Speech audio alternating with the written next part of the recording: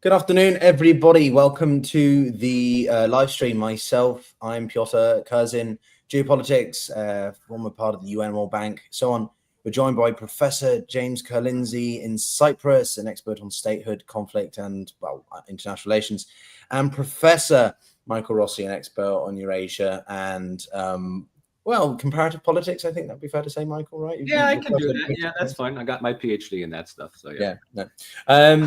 This is a bit of an emergency podcast. We usually do these on a sort of bi-monthly basis, but given what's happening on top of everything else, which is sort of one of the first points I want to make, we are seeing finally the event, as I put it in my video on my channel, about these two, Israel and Iran, and the all-out conflict, which has been the event analysts have been predicting for decades, and many have been fearing much more.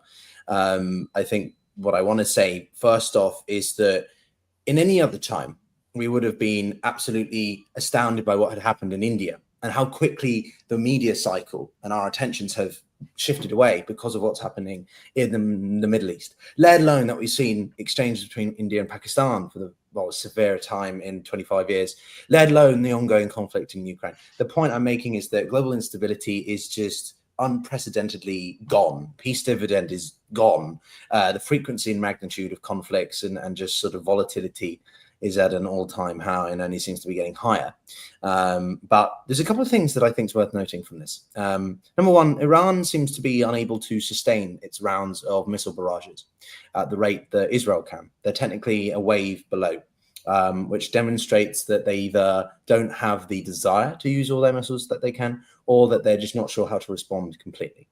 Second is that now, in the short term, Israel may well have won the battle of sort of trying to prevent Iran from getting the bomb, but in the long term may well have motivated the Islamic Republic more than ever to actually get it, because they do not have many other deterrents left.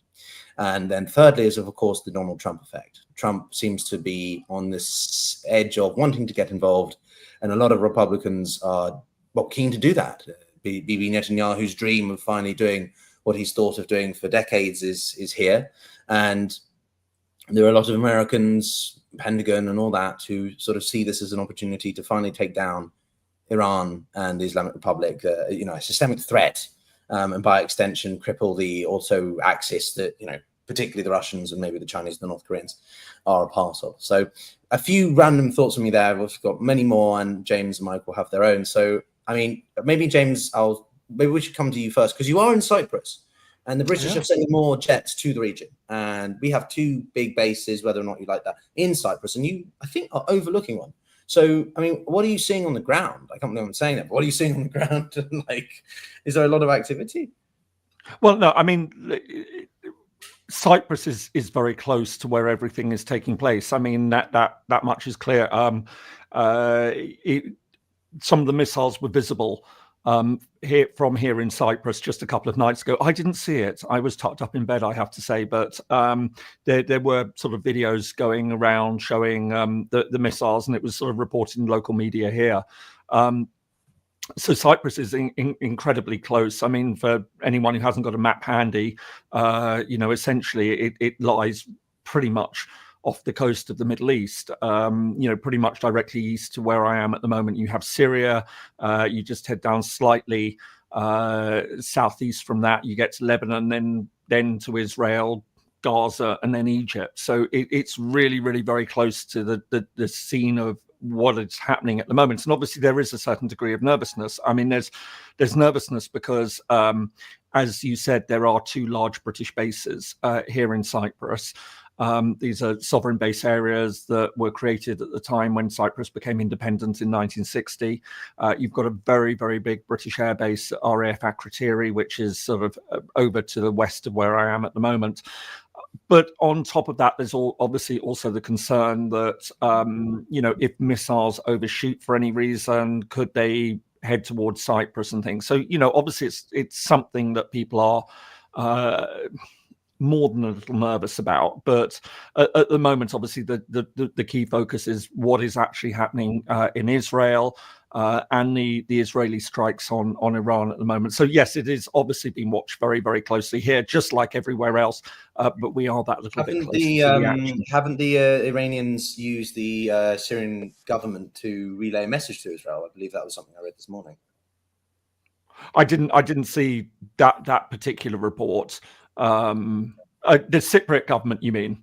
Yes. They apparently, according to the BBC and another one, maybe you can look into it. They've sort of used them as a go-between. I thought what you said the Syrian government. I was thinking, blimey, I hadn't seen that report. No, it would have been a completely. That was a significant shift in everything.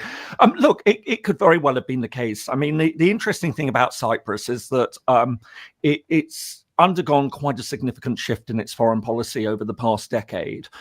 Traditionally, Cyprus was very close to the Islamic world, very close to many of the Arab countries. Not because Cyprus, I mean, you know, you've got the division on the island, and I'm not going to go into all of that now, but the government of the Republic is led by the Greek Cypriots, so one would wonder why. But in actual fact, because traditionally Turkey had a very, very close relationship with Israel, Cyprus had built up a very good relationship with many Arab states, and including, although I know it's not an Arab state, the Islamic Republic of Iran. And so, yes, Cyprus had certainly had those sort of good relations. But what we've seen in the past decade is that it strengthened its relations with Israel for a number of reasons, partly because Turkey was starting to reach out to many of the Arab states. We saw that at the time of the Arab Spring. But it's also to do with energy exploration, natural gas resources in the Eastern Mediterranean. So in fact, Cyprus has built a very good relationship with the Israeli government. And so in many ways, it would be a natural go-between in some ways. I mean, Cyprus insists that relationship with Israel isn't to the detriment of its relation with various Muslim countries. So it wouldn't necessarily surprise me that, you know, and there are some countries which have been playing this role. I mean, for example, the Swiss for many years were the go-between between Iran and the United States. For example, well, you know, Swiss was handling Oman, the Americans and the Iranians. I think to contextualize it with what we're currently seeing, obviously, the Iranians and Americans have been in these talks about trying to reestablish a kind of a limitation on Iran's nuclear program, even though... Yes, I mean, diplomatic. When United States and the Islamic Republic broke off diplomatic relations, Switzerland was acting as go-between for a very long time, so for many decades. But you're right, I mean, Oman has been the go-between on the nuclear talks between the United States and things. So yes, I mean... And Cyprus is very much trying to send the message that it can perform this sort of role. I mean, you know, it's also an EU member, and it's been very active, for example, in trying to get aid to Gaza. So yeah, that would certainly fit in with the bigger picture. I think James as well. Like, just to Michael to bring in you on this. What's notable, also, out of all the many notable things, I guess, is how quickly. At least for my interpretation, I see it like this: is how it's interesting how quickly the Kremlin and the White House can have a conversation as soon as it's about another regional issue and crisis, because actually those two know that they are still sort of quote unquote the arbiters of peace in other parts of the world, the Security Council and all of this. They haven't spoken for ages, and then suddenly they're having a conversation hour long, and they both agree that they should start fighting. Interesting that, and also that obviously the hypocrisy of the Kremlin over the comments and Iran's actions or Israel's action, etc. But Michael, I wanted to bring you in on that because you're are you in DC? No, I'm in New York. Oh, you're in New York. Okay, you weren't part of the fandom of the parade then. Yeah, and you know, let me just point out that, you know, it's bad enough that our Mad King had to deal with the radical left yesterday ruining his birthday, but now we have to bring in the Zionists and the Islamic Republic as well, starting a war. I mean, can Trump just get a day just to himself? You know, obviously, you know, it's clearly the world just does not like him. You know, it's not. Well, I'm not surprised that Trump and Putin were talking regarding yesterday, considering that they already established a communication link or reestablished a communication link a number of weeks ago regarding Ukraine. I don't know if in a parallel universe, Putin would have had the same conversation with Biden or Harris. But they are talking, and it is largely because one assumes that the other major power has the ability of reining in one of these two within the Middle East. And let's be perfectly honest here. As far as America's response, Trump's response is concerned, depending on whether Israel seems to have the upper edge over Iran at the time, Trump is either saying, yeah, I knew about this all along, I gave the approval, of course we're in the know, or we're not getting involved. This is Iran's fight. This is Israel's fight. We will provide support, but we are not going to get ourselves actively involved in this conflict. But doesn't it demonstrate that actually, because they can establish a crisis communications hotline, if you like, that quickly over another issue, that really Putin doesn't actually want to go to war with the United States, at least directly, right? The sort of the desire for peace in areas that they don't have direct control or activity over supersedes their, their rhetoric. Like all the point I'm making, all this hot air rhetoric around sort of, the US this and Russia that, and then actually you see at times of crisis elsewhere that the real diplomacy comes through. I think I don't think he ever did. I mean, unless you buy the rhetoric coming from the EU and a couple of war-hawky states in NATO, Russia never wanted war with the United States. Russia has said, Putin has said repeatedly and categorically that in a multipolar world, the United States remains the preeminent world power, but needs to understand that the world now has other rising powers like the Chinese, the Russians, the Indians, the Iranians, the Brazilians, among others. So it's, for people who are somehow surprised that Putin has suddenly reached out to Trump, I mean, I'm not exactly sure what they have not been paying attention to since Trump was inaugurated, but the two presidents have been in communication with each other. This seems like a natural and logical response. Fair. I think we need to. I just wanted to read quite clear that. We've got some comments. No, I just wanted to, because lots of people are talking about Russia. We will definitely do more on Russia in a bit, but I think we're going to focus on. Yeah. No, I think the key thing here is this is it's not about whether Putin and Trump talk. We know that that's been going on. I think what is far more important, and you realize this in diplomacy, it's when officials are talking with each other as well, and saying, right, okay, what are we going to do to manage this? This is absolutely crucial in these situations, as a conflict management. But I think there is also a bigger picture in all of this. I mean, I'm rather reminded, of course, of what happened in the Caucasus and Russia's role there. That whether Iran feels that Russia should be doing more to support it. I mean, Iran and Russia have formed a very close relationship. We've known that in recent years, a very unlikely relationship when you weigh up against their history. But they have formed this very close relationship. And it's one thing that has been proven from all of this is that Iran is significantly weaker than many thought, and I think this is probably the big picture that we should be focusing on just at the moment. Is that you're right, Piotr, when you say that this is a conflict that many had feared for decades. I mean, we know since the Iranian Revolution, Iran has presented Israel as, along with the United States, as its key enemy. That this has been ramping up. There's been a shadow war that's been fought for a very long time. We've seen this fought through proxies for a very long time as well. I mean, we've seen Hamas in Gaza, we've seen Hezbollah, we've seen the Houthi. There was obviously the relationship between Iran and Syria, Iran and Iraq in many ways, which went from war into a slightly different, Iran still has quite a lot of influence over Iraq, which is an element that doesn't tend to get reported so much. And so there was this great fear of what happens if it all kicks off. And we've seen this ramping up over the past 2 years, not just all those old proxy wars, which have been going on for a very long time, this secret war, if you like. But it's actually become more and more open. I mean, we've seen the drone strikes that have taken place. Then we saw the exchange last year. And then this happens. And what has been absolutely stunning in many ways is the superiority that Israel has managed to gain in this. I think we'd had a sense of it last year, but this is the fact that not only were to launch such major strikes, but to be able to take out so many senior figures has been, that has, I'm sure there will be many Iranians who are absolutely shocked by what they've seen, and there's a lot. There's a lot we could go into. I think it's worth. I know you're not a military analyst, guys, but I really do want to cover a little bit. I think it's worth talking about what they've managed as it stands. Right, if we take stock of the current situation as it stands, I'm live on X all the time at the moment, doing these spaces, talking about this. So my mind is very much about all this at the moment. Like Israel now controls 50% more or less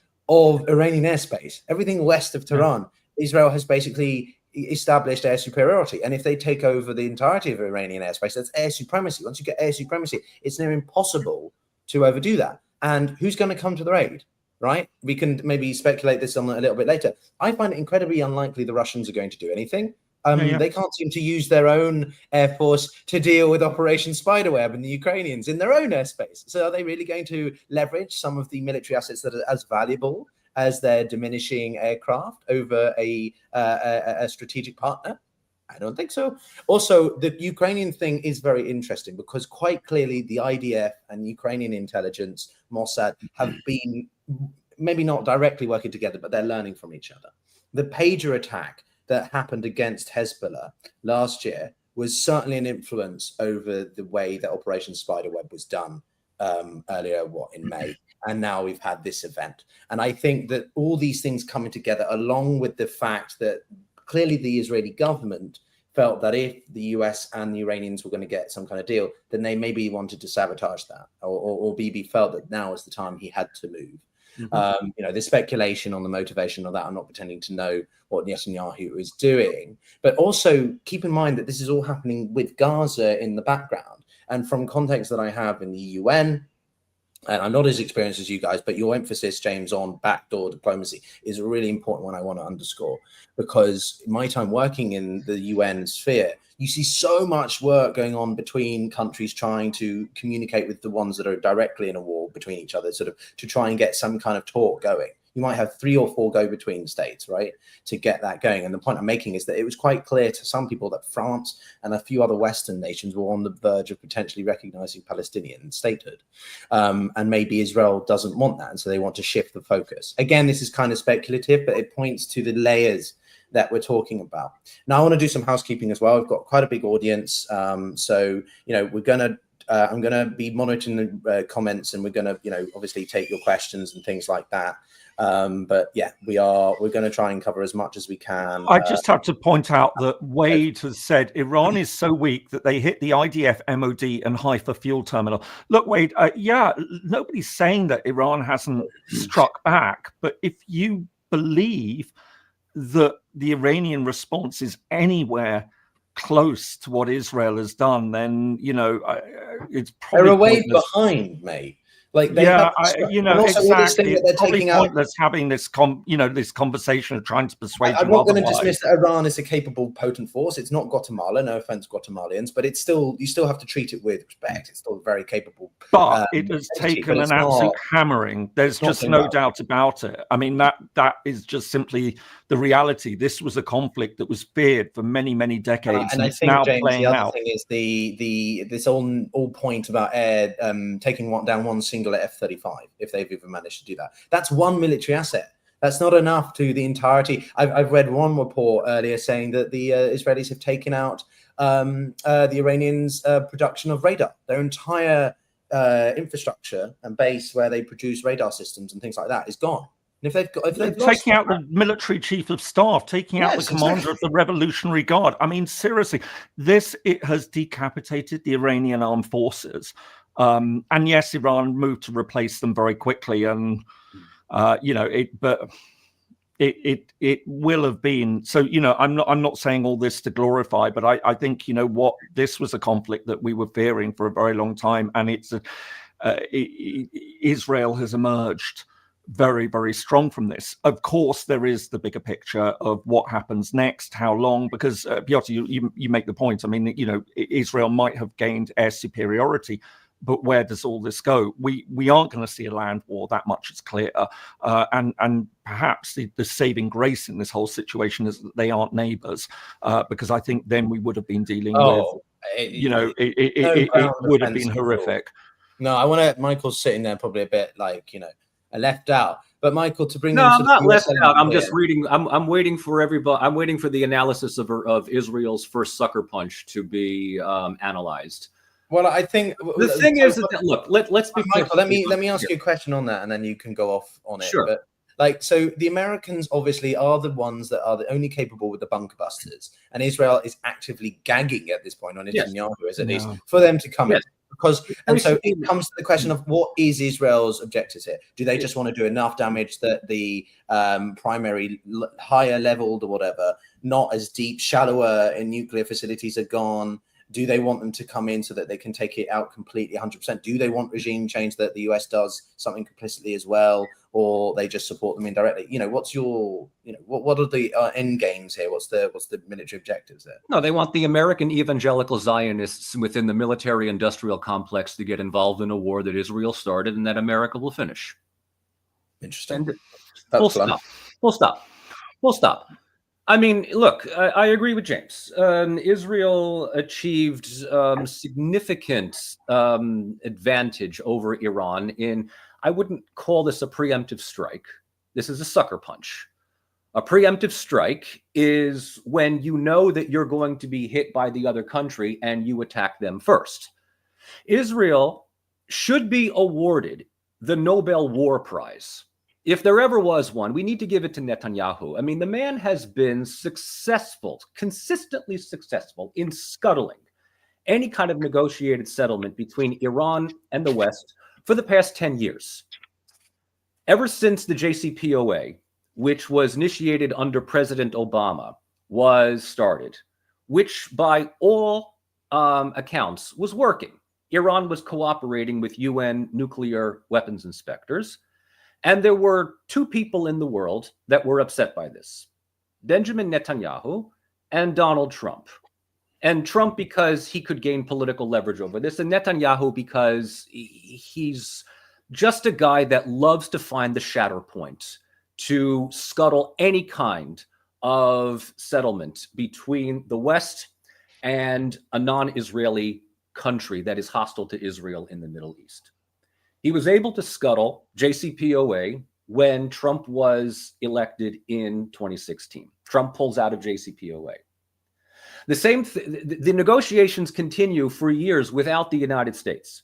Iran was complying up until recently with the IAEA.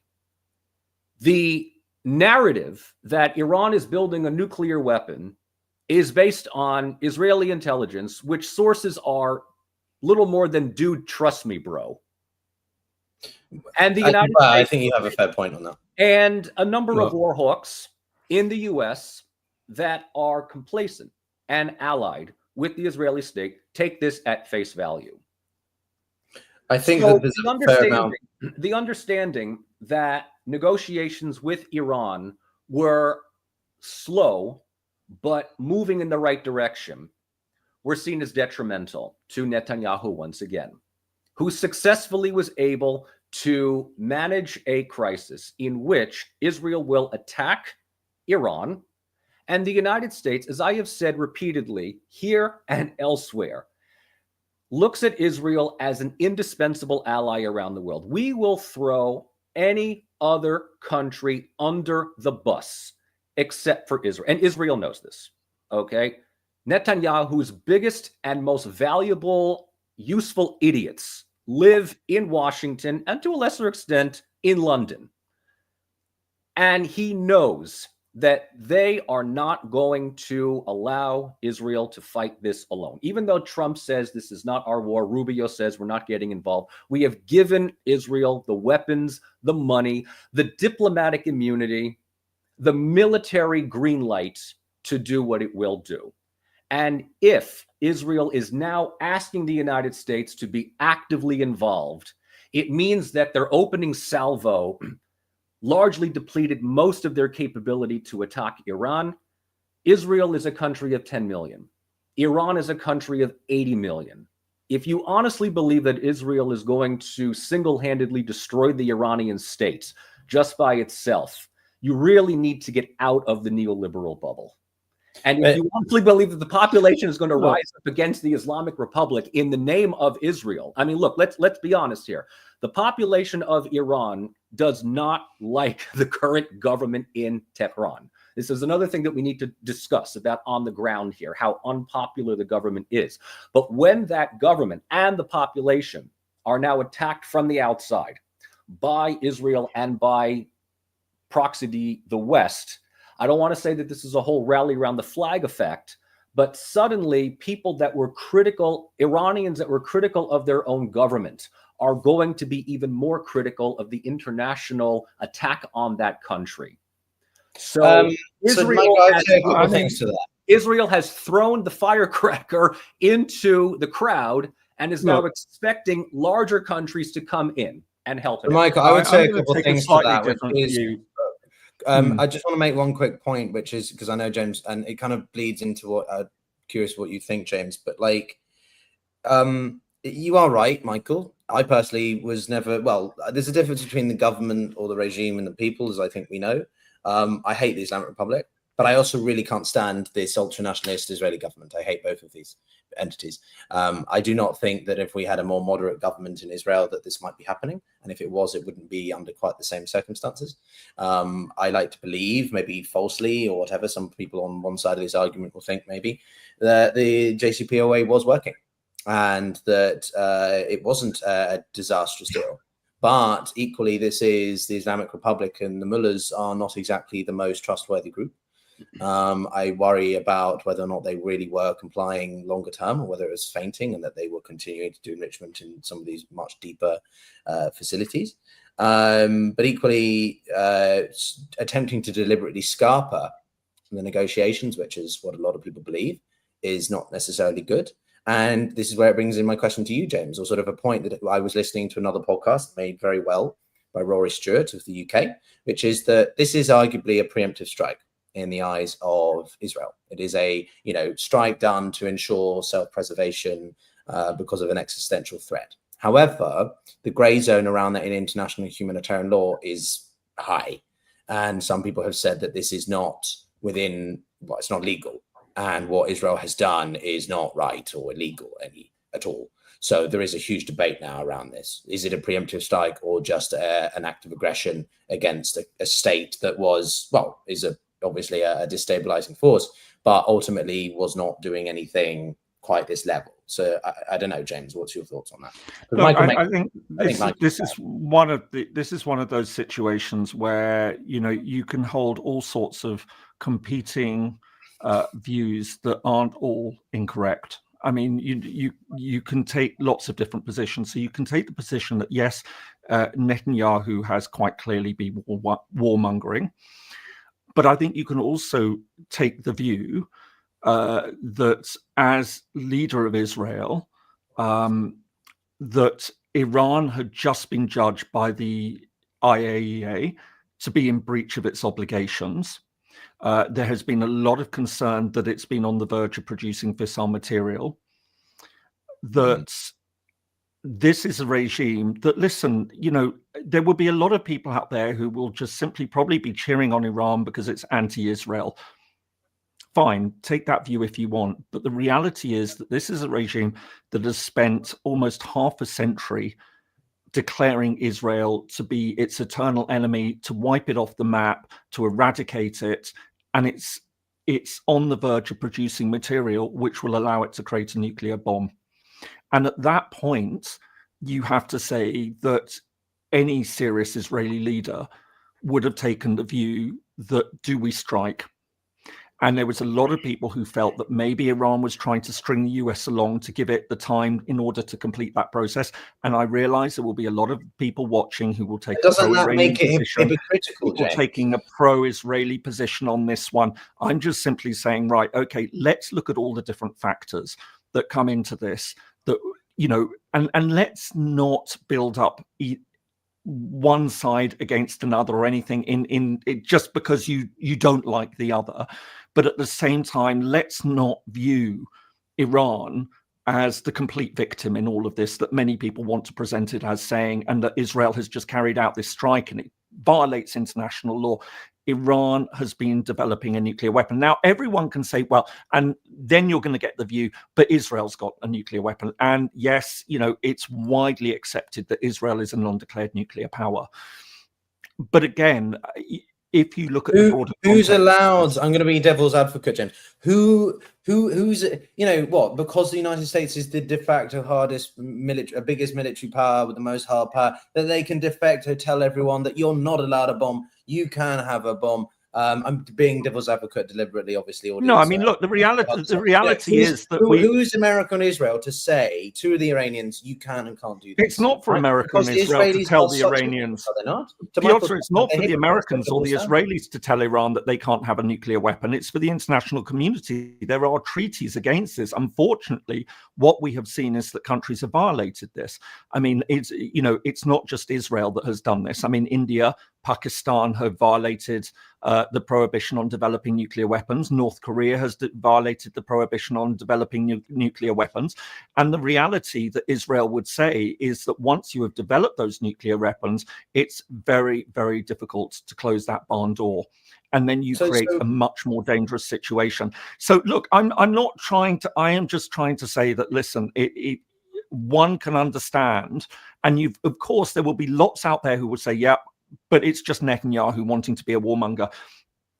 Absolutely. As I said, you can have two different positions on this. It doesn't mean that they're both wrong. Netanyahu can be a warmonger, but he can also have made that judgment that this is getting to a dangerous stage that he cannot allow to continue. Well, James, also keep in mind, also for everyone on the audience, we're all friends here. Like, Michael and I have our opinions. James and Michael. Like, yeah. I'm just trying to say from a detached point of view. For sure. This is why I think it's so surprising for people sometimes when you actually get three people who disagree but can also get along. And I think that's why we enjoy. I mean, you raised the point about who is it for Israel to do this? Israel's got the power to do it quite clearly, although, as was raised, and I think we also need to wonder what is Israel's longer term game on this, because the point is it can't just stop this process with James, the airstrikes. But the moralistic and well, just whatever, the big question is, though, you're a man of international law, and if you're saying that Israel basically has the capacity to do whatever it wants, we're entering a really dangerous and unprecedented time now that sort of, excuse me, but fuck it, fuck the rules, based order, the one that we are supposed to be upholding as the West. That doesn't matter anymore. What precedent does look, I'd be a little bit more sympathetic to this, and I'm to be really, really honest. I'd be a lot more sympathetic to this if Iran hadn't spent 50 years talking about wiping out Israel, frankly. That is the bottom line in all of this. This is not, I think that adds a very different complexion. And however one feels about it, I would just like people to bear that in mind. I'm not here to play advocate for Israel by any means. I've been extremely critical of its brutal war in Gaza, which I think has crossed the line quite clearly into genocide. So I'm very happy to be very critical of Israel and its behavior. But at the same time, I don't think that we should be treating Iran with rose-colored specs and thinking, right, it's just the victim in all of this is of Israeli warmongering. It is a regime that has declared for half a century it wants to wipe out Israel and has been developing nuclear weapons.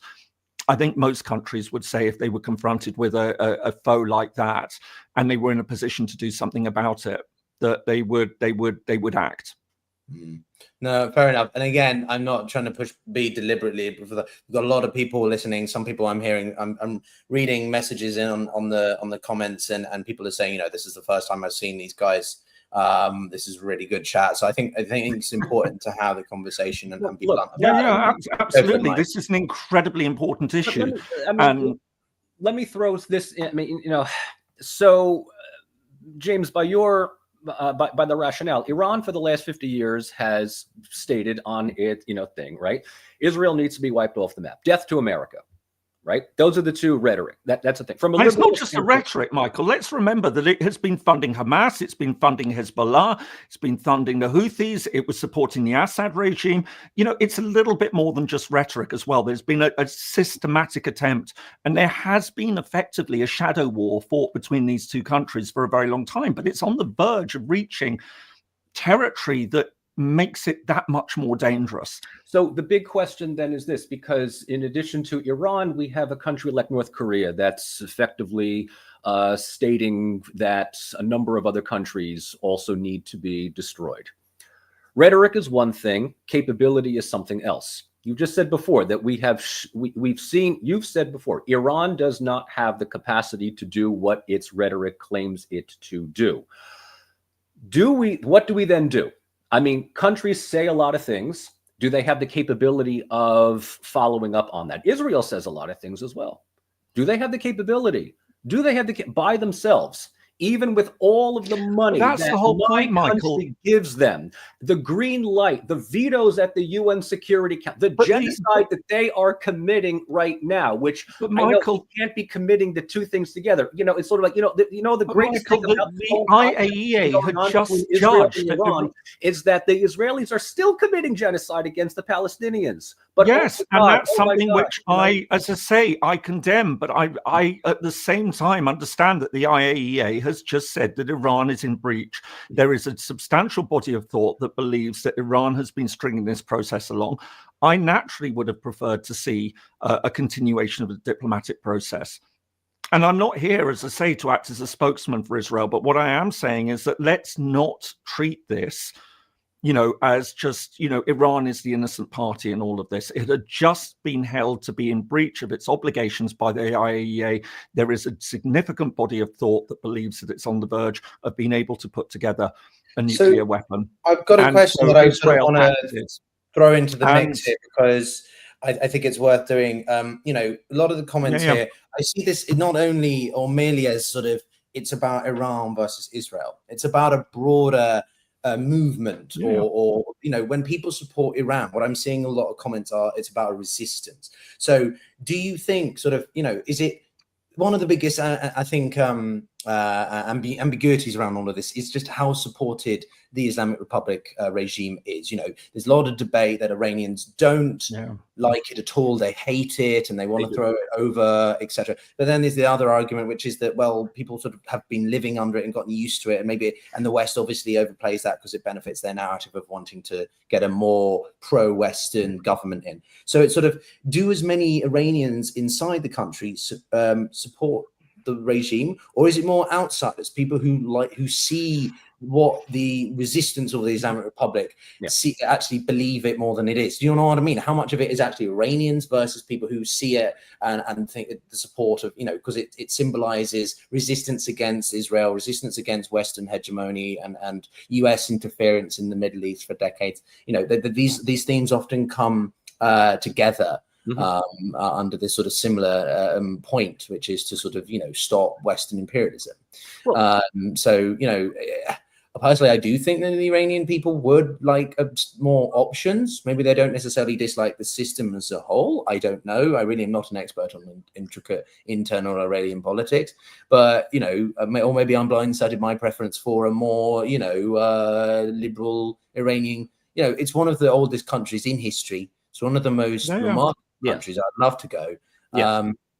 So that's sort of what I think one of the biggest issues is not even about the exchanges happening right now. It's about the double standards thing, I guess is what I would summarize it as.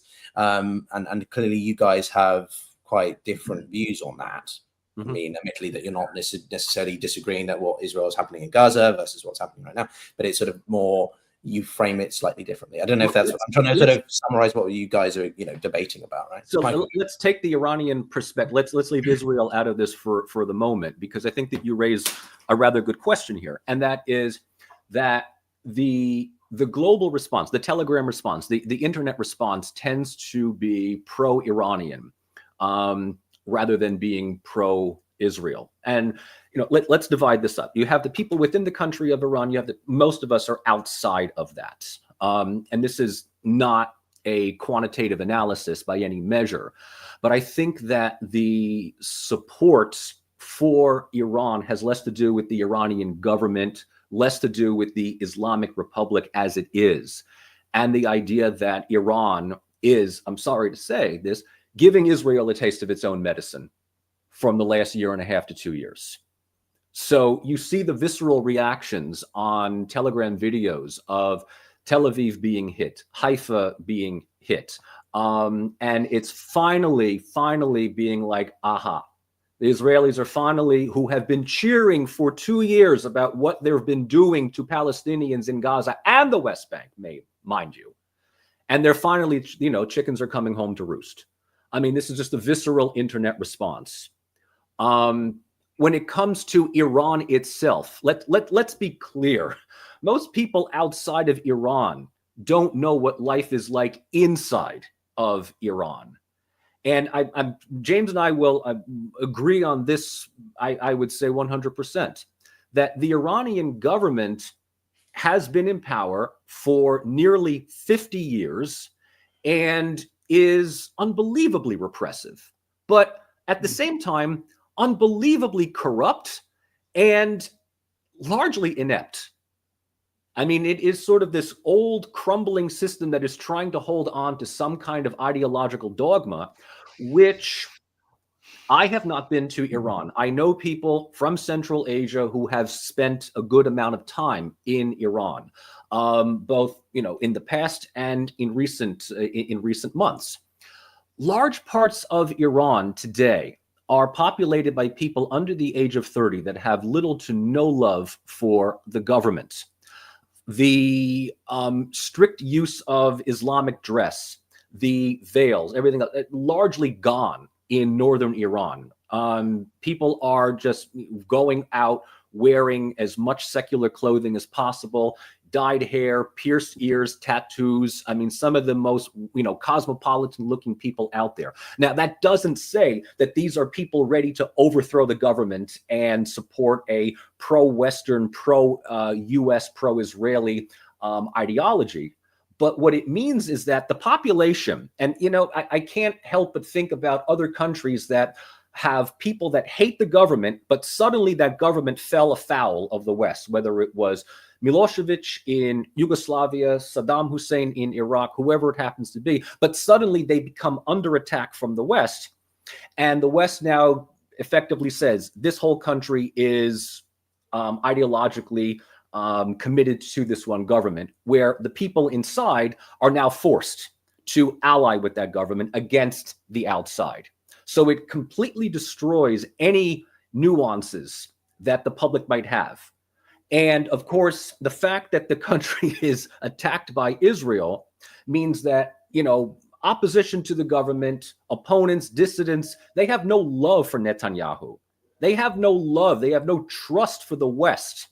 But any attempts at trying to reform the country from within are now scuttled, because the hardliners are going to look at this and say any dissent from within can be seen as a threat to the regime. So what I would say is that, again, it comes to what I'm reading in the comments, because I'm trying to balance, navigating the conversation, but also, people do seem to appreciate that we are letting each other air our thoughts without, shutting it down, or it's not an echo chamber, which I think is part of the point here, that there is such a vitriol on either side. And that's exacerbated by the extremity of the Israeli current government. Keep in mind, Bibi Netanyahu is indicted for several stuff. And some people are arguing that it's about, trying to keep... But, I mean, they're already wanted in The Hague under international law for war crimes against the Palestinians. Don't get me started on Ben Gvir or Smotrich. I deplore those two. But on the other hand, you do have this ideologically based entity which has a very clear objective about Israel. Now, people argue whether or not the regime, the Islamic Republic, that is still as ideologically driven as it once was, because the more it has to survive, the more it has to retain power, the more pragmatic and survivalist it has to become. You kind of have to drop some of that ideological extremism. And I whilst, we can argue that Iran was more of a paper tiger than we thought or whatever, what is illustrative is how much they do leverage diplomatic channels when they want to, right? I'm thinking of the diplomatic communiques they use via the UN. They didn't go straight to one country or get another one. They sent it to the highest level of multilateral diplomacy to try to emphasize that we don't want to do X, Y, and Z. So it's quite interesting that on the one hand, Iran says these things, what Khamenei and others are saying, versus what they actually do. It's a bit like sort of Medvedev in Russia and then what the Russians are saying versus stuff. You know what I mean? James, you want to jump in? I'm sure, but no. Look, I just listen to what you've been saying, and I think one of the other things that I've been following international relations long enough to remember debates that were taking place in the 1990s. I mean, the reality is, so look, if you want to present another side of all of this, to say that, one of the things which has strengthened Iran over the decades, one of the things which has made sure that the Middle East, and I think this has changed a little bit, though, in the past decade for a number of reasons, but it was obviously Israel's failure to deal with the Palestinian issue, to set up a two-state solution. This was something that antagonized a lot of people across the Arab world. I think that this has, as I say, changed. I think, what we've seen with the Abraham Accords under the first Trump administration was the first real signal that many Arab states had lost interest in the Palestinian issue. But it is still something that for many people is an important issue. And I think Iran has managed to play off that. So I think, we've also got to recognize in all of this that, that is an issue that has made the Middle East so much more unstable over many decades and has provided excuses, rationales, whatever, justifications, whatever you want to call it, for many of these attacks on Israel. So I think, that is another reason why many people will also be saying to Israel that this is an issue that now has to be dealt with. And I think it's very interesting, for example, that we are seeing this French-Saudi Arabian initiative on Palestine, because this has got to be resolved somehow, because it remains a sore that just keeps coming back and needs to be dealt with. And well, I think it's worth also taking stock, James, that sort of keep in mind also for audience, this is not a full-fledged Iran. Part of the reason Israel has probably taken these moves or decisions to act so unilaterally, there's debate about how much the United States knew. I think obviously Bibi instigated this in November once he knew Trump was going to be the president, but how much the US has been involved tacitly versus explicitly is, there was a Wall Street Journal article I was reading yesterday saying that the US is already acting on the ground, at sea and in the air in various capacities. Obviously the Jordanians, the Saudis have cut off their airspace to the Iranians and given subtle protection in the past rounds we've seen in September and April of last year. So point I'm making is that there does seem to be tacit support for the Israelis at the expense of the Iranians. But then there was another article that was saying that the Saudis were actually trying to communicate with the Iranians over Israel's actions in Gaza, because they were the Arab Gulf states have had enough of the Israeli government's operations in the Strip and West Bank and the encroachment on Palestinian land. Now, I personally think that Palestine should be a state. I don't understand why it's not. But equally, it's not easy to do under the current circumstances with this Israeli government. So there's so many layers is what I'm saying here. The Iranians have lost their sheer crescent. Just to throw in another curveball, right? Sorry, but also, this is, if I could just simply say, this is why I said that, and I think I really would say, and I'm going to wear my policy analysis hat now, is that, two competing truths can both be true.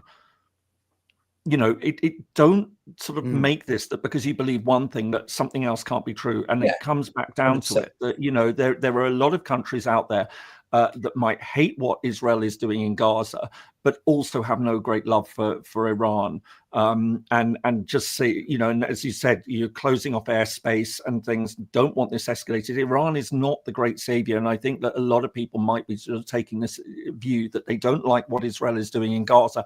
And so Iran has got to be the good side in this story. Yes. Yeah. I support I don't know, the Israelis' fear, or I understand the Israelis' fears over Iran. I want there to be a Palestinian state. However, I find it extremely difficult to see how it exists in its current format. There are I hate the Israeli government, right? Just because I hate the Israeli government doesn't mean that I hate all Israel or something like. The amount and of I just sort of wish people could be a little bit more detached to understand that and make those connections.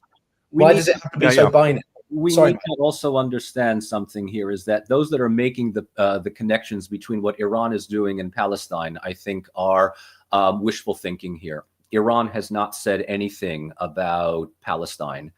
There are two countries in the world right now that do not want a Palestinian state: Israel and the United States. That's the reason why it doesn't exist. And the Arab countries within the region can voice all the rhetoric that they want about a Palestinian state. They haven't done a single thing. And the reason why the Saudis are every so often are getting a little antsy with Israel is because they're not done committing genocide. Commit genocide and get rid of them already. That's the whole problem. They're still there, and it's pissing normal people off. And the reason why, look, Israel's not going to stop at this point, because you know what? You're already implicated. You already got two cops with the sirens behind you going 120 in an 80-kilometer zone. You think you're just going to pull over now? Have a little fun. Make it worth your while. That's what Israel is doing. They're not stopping. Wait, so Michael, if I understand you correctly, the Israeli government, the Israeli political officials, you get rid of Netanyahu, you're going to still get the same thing. I know there's some people think all we got to do is get rid of Netanyahu, everything is all fine and good. No. You're going to get let me understand correctly. They are going to continue with the eradication of the Palestinian people because they are already so far into it at this point that if they stop, they're going to be implicated for all kinds of crimes against humanity. But Michael, let me understand. Michael, if I can just stop you. No, so I do want to sort of, to Michael, to sort of, are you suggesting that the Gulf states aren't doing anything, because are being more passive because Israel's basically doing it for them? Is that what you're saying? The Gulf states say a lot of things, but at the same time, they're in the same pockets as the U.S., and they are deeply connected to the Israeli states. Yeah, okay. But the Abraham Accords, the MBS clearly wants some form of a relationship with the Israelis. Egypt was the first to do so very quickly after the is it Yom Kippur? Right. So it's in the late 1970s, and you had the Camp David Accords. But so are you saying that so the Arab states are largely rhetoric about their brothers and sisters in Palestine, but in policy and action, they're not doing anything because it benefits them? No. Is that what you're saying? Yes. Right. Okay. No, I want to make sure that I'm not missing. No, I mean, on that I agree. I mean, it's quite clear that the leadership in a number of Arab states has made the decision that, for whatever reason that is, that Israel is here to stay. That the rhetoric of decades of wiping it off is just held now by a small handful of countries. Most have just reconciled themselves, if not for full recognition, as we've seen with the Abraham Accord. So, I mean, just to remind people, I mean, as Piotr, as you said, Egypt was the first to recognize. Then you had the Palestinian Authority, PLO, that recognized. Then Jordan did. Now, Mauritania did and then withdrew it. But you've also got Bahrain, you've got United Arab Emirates that have recognized, you have Sudan that recognized, you have Morocco that have recognized. So, there's a number of states. Saudi Arabia, many felt, was on the verge of recognition. I thought that it was probably coming sooner rather than later, but obviously everything that we've seen, with October 7th, followed by the war in Gaza, has made that politically impossible at the moment. But there was no mistaking the fact that before that, the relationship between Israel and Saudi Arabia was becoming incredibly close. And if Saudi Arabia had made that decision, it would have had a huge symbolic significance. There was no doubt about it. I don't think it would necessarily have had quite the same practical significance. It wouldn't have meant other countries would have necessarily fallen into line. I don't think you would have seen, Syria, for obvious reasons, wouldn't have followed. Iraq wouldn't have followed, I don't think. But it would have been symbolically hugely significant to see that. And I think that what we have seen is that more and more Arab states have just simply said, look, we're not going to allow the Palestinian issue to determine our relationship with Israel anymore. And I think, Michael, in that sense, you're right. I think there will be a lot of people who would be saying that, if the Arab states had been more willing to lean on Israel, then maybe things would have been different. That it isn't just about the Western European countries doing it. Where's that indignation, that very, very vocal indignation, or even from those countries that have recognized Israel, saying, listen, you either make some moves on this peace deal, or these recognitions will be rescinded. Well, I think that we need to, but we also need to add one other thing here. Making peace with Israel's existence is based on the 1967 arrangements, a two-state solution arrangement. The UN recognized 1967 borders with an eventual Palestinian state comprising of the West Bank and Gaza. Now, if this were the only issue, we wouldn't be having this conversation. But it's increasingly difficult for many of these Arab countries to continue to turn blind eye and deaf ear while there is an active engagement of ethnic cleansing, apartheid, and settler colonialism in the West Bank. The governments can continue to remain steadfast in supporting Israel and just kind of saying, we don't want to deal with this touchy issue. The public thinks differently. And that's not just in the Arab-speaking world anymore. That is increasingly in the Western world as well, to the point where bringing this up, bringing empirical evidence up, now all of a sudden has you run the risk of being called anti-Semitic, simply for pointing out what is apparent happening every single day. No, and Michael, I agree. And, you know, let's not forget that there was a very important advisory opinion that came down in July last year from the International Court of Justice, which said on the request of the United Nations, which wanted clarity on the matter, which said that Israel is in the process of annexing the West Bank, which stands absolutely contrary to UN Security Council resolutions and the basis of a settlement. And they're absolutely right on this. And this should have been far more called out by countries. Mm-hmm.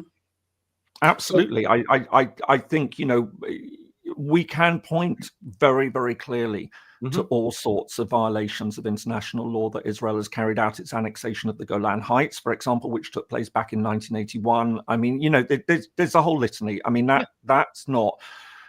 But again, I return to the point that, you know, we also have to recognize that, you know, this is a country that has faced an existential threat from Iran for a very long time, and Iran is not a pleasant, you know, regime, as you point out. I do want to not go too much down, I think, the Palestinian route, not because I don't think it deserves a thorough conversation about it. Yeah, no, I mean, absolutely. I mean, the question now is, what this means for the wider Middle East, I think. What does Iranian? Well, that's sort of what I wanted to pivot the conversation. I mean, I would underline the Palestinian aspect is sort of it from the Gulf states or Arab states viewpoint. It's a debate around moralistic principles versus strategic interests.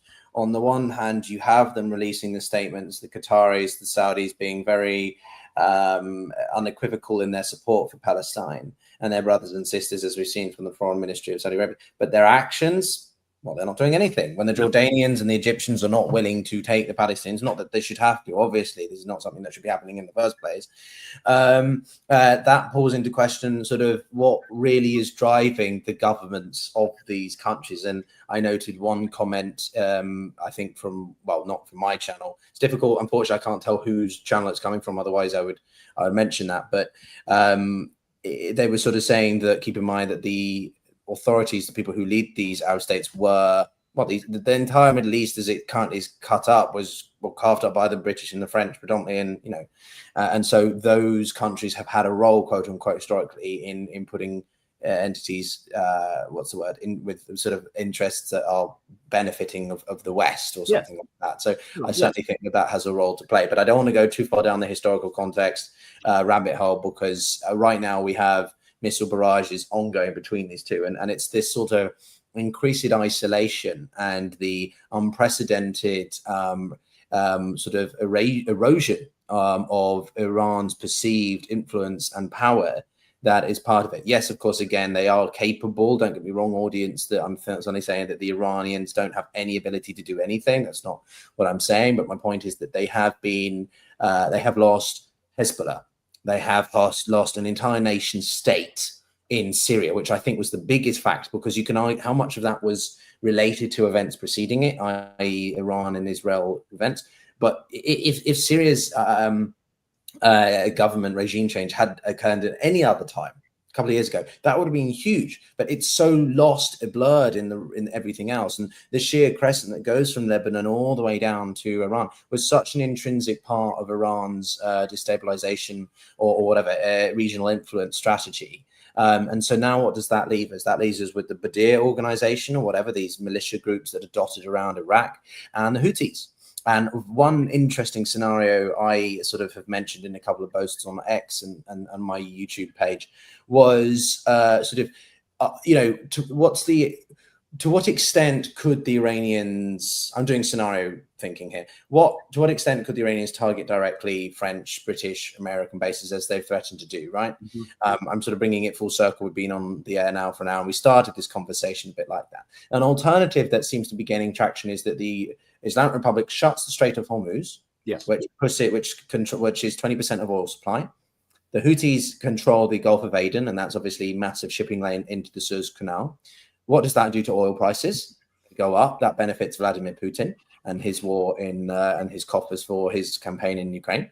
But also it puts pressure on the United States, because if there's one thing that the US doesn't like other than war escalation, it's economic uncertainty. Yes. And so will that be the trigger point that the Americans either get involved directly, or they put pressure on Israel to stop its strikes because they don't want Iran to be blockading the Gulf of whatever, this sort of dual strategy, right?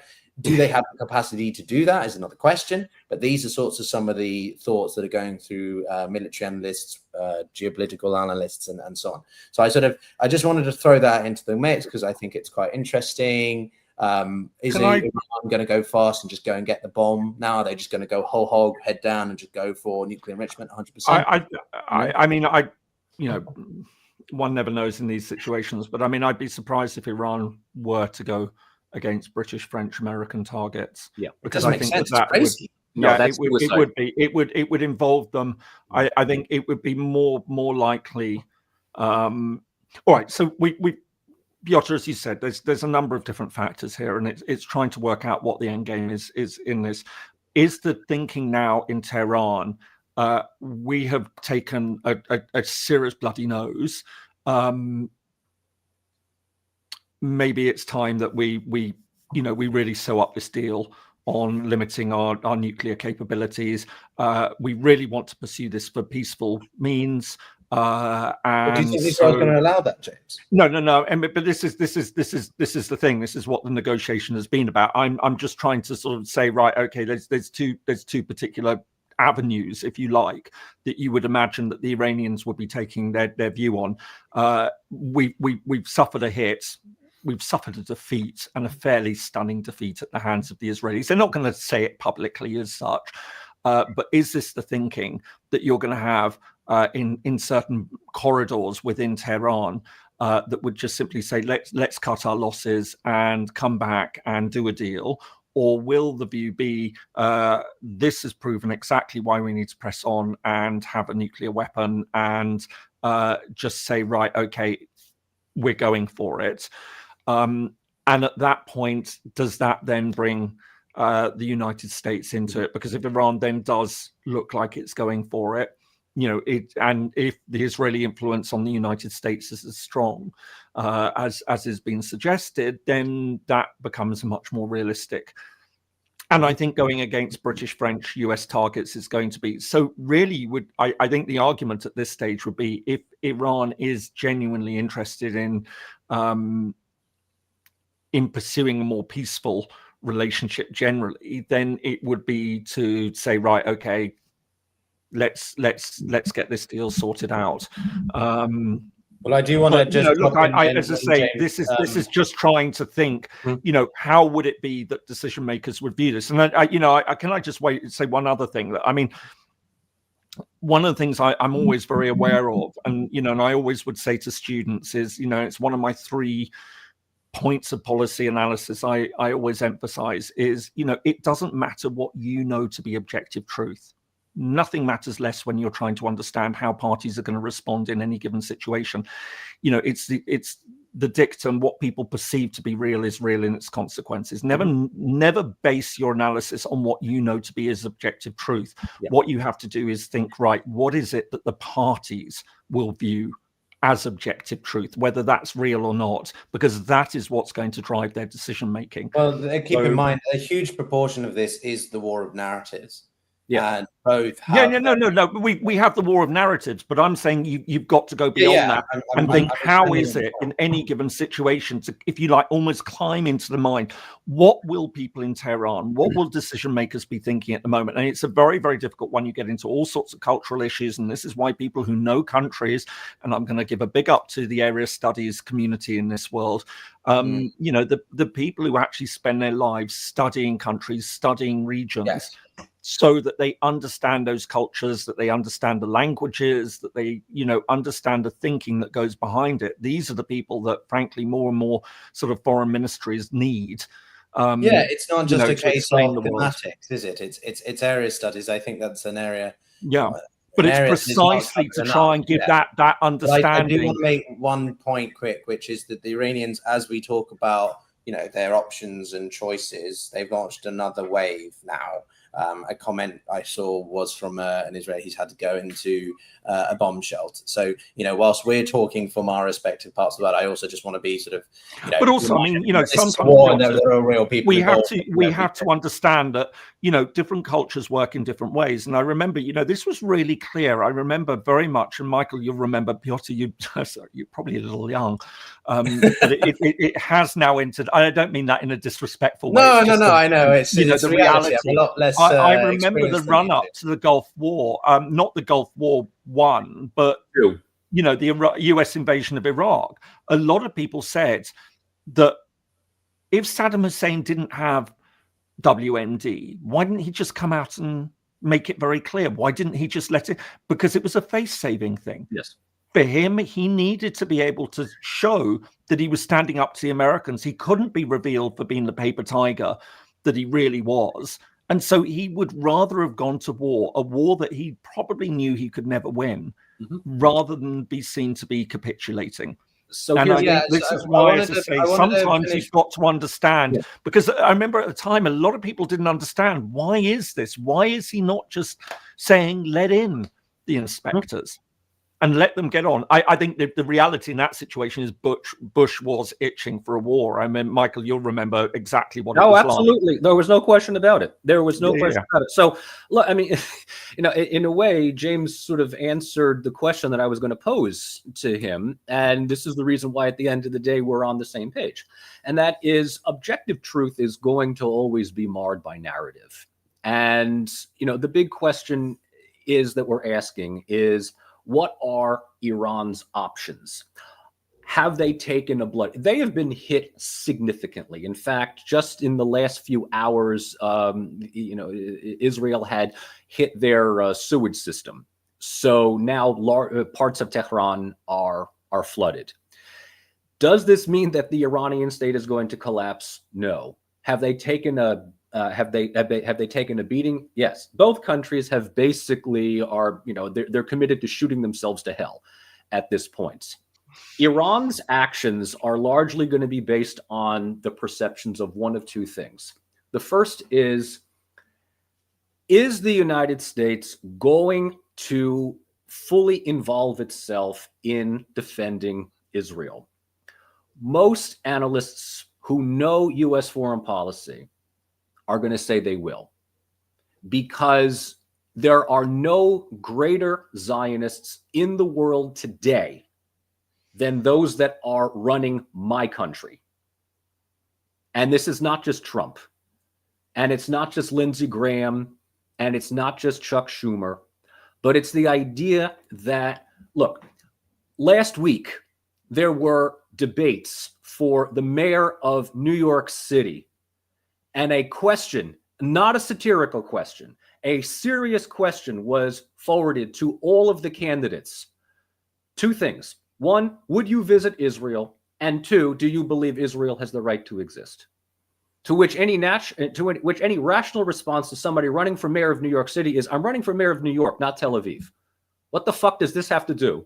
Wait, Michael, can I just interject with some news? So I am monitoring I've got X on my screen as well. So I'll let you continue. I just wanted to, according to the Jerusalem Post, which is an Israeli paper, so maybe they're being biased, the Iranians are seeking a ceasefire with Israel, which I would be surprised because they've just launched another round of rockets, which is not exactly going to incentivize the Israelis to do so. But it shows you the multiple layers of diplomacy going on in the background. And I saw one comment saying that I don't contribute anything because I'm a drag on the discussion. I mean, I'm a bit younger, guys. I mean, I wasn't around when the Gulf War was happening. It was 91. I was -2.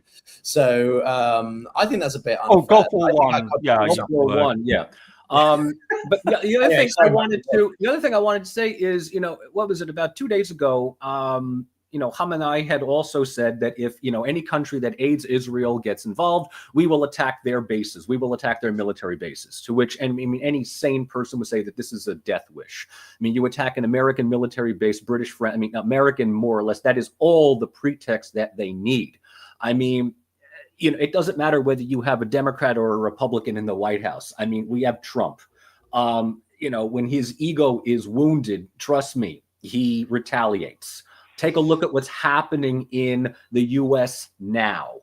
So it would be absolute suicide for Iran to widen this conflict against American military or industrial locations within the Middle East as well. I know that there are many in the United States that don't want this, that do not want to be brought into this conflict either. There tends to be this assumption that we have a never-ending supply of ammunition, of missiles, of guns, of soldiers. We don't. I mean, we don't. We also don't have the capability, I think, of taking over a country with a population of 80 million. So if we get ourselves involved, I mean, look, we promise. Well, Michael, no one's saying that. I think I do want to make that quite like there's not going to be a ground war in any way, shape, or form, right? Reuters has reported that Trump vetoed the suggestion of assassinating Khamenei. So clearly I do think there's a division here in how far to go. Is it a whole hog regime change in the eyes of the Israelis, or is it simply crippling their nuclear capacity to the extent that they are not a vassal state, but like what do you call it, a parastate, a former state that sort of is a rump state, a sort of rump state that is a husk of its former self, and then eventually people do rise up and throw over the government? Is that sort of what they're trying to stimulate? Again, this is not an endorsement; it's speculation. No. I think you're absolutely right, and Michael, you're right. The idea that there would be any ground intervention in a country like Iran is just, that is not going to happen. But Piotr, I think you're absolutely right. I mean, I could see a situation where, if Iran did attack Western countries, then I could see heavy retaliation, and it wouldn't be beyond the realms of possibility that they would insist then that and harking back to Gulf War One, of course, was the no-fly zone. Yeah. Well, I mean, how far can they do that? And Israel saying that, look, we will now control your airspace, and we will be keeping it very close. If you try deploying any ballistic missile launchers, they will be destroyed. If you try doing anything, it will be destroyed. I maintain, James, that Iran is still a credible risk, right? This is not a small state. And no, not at all.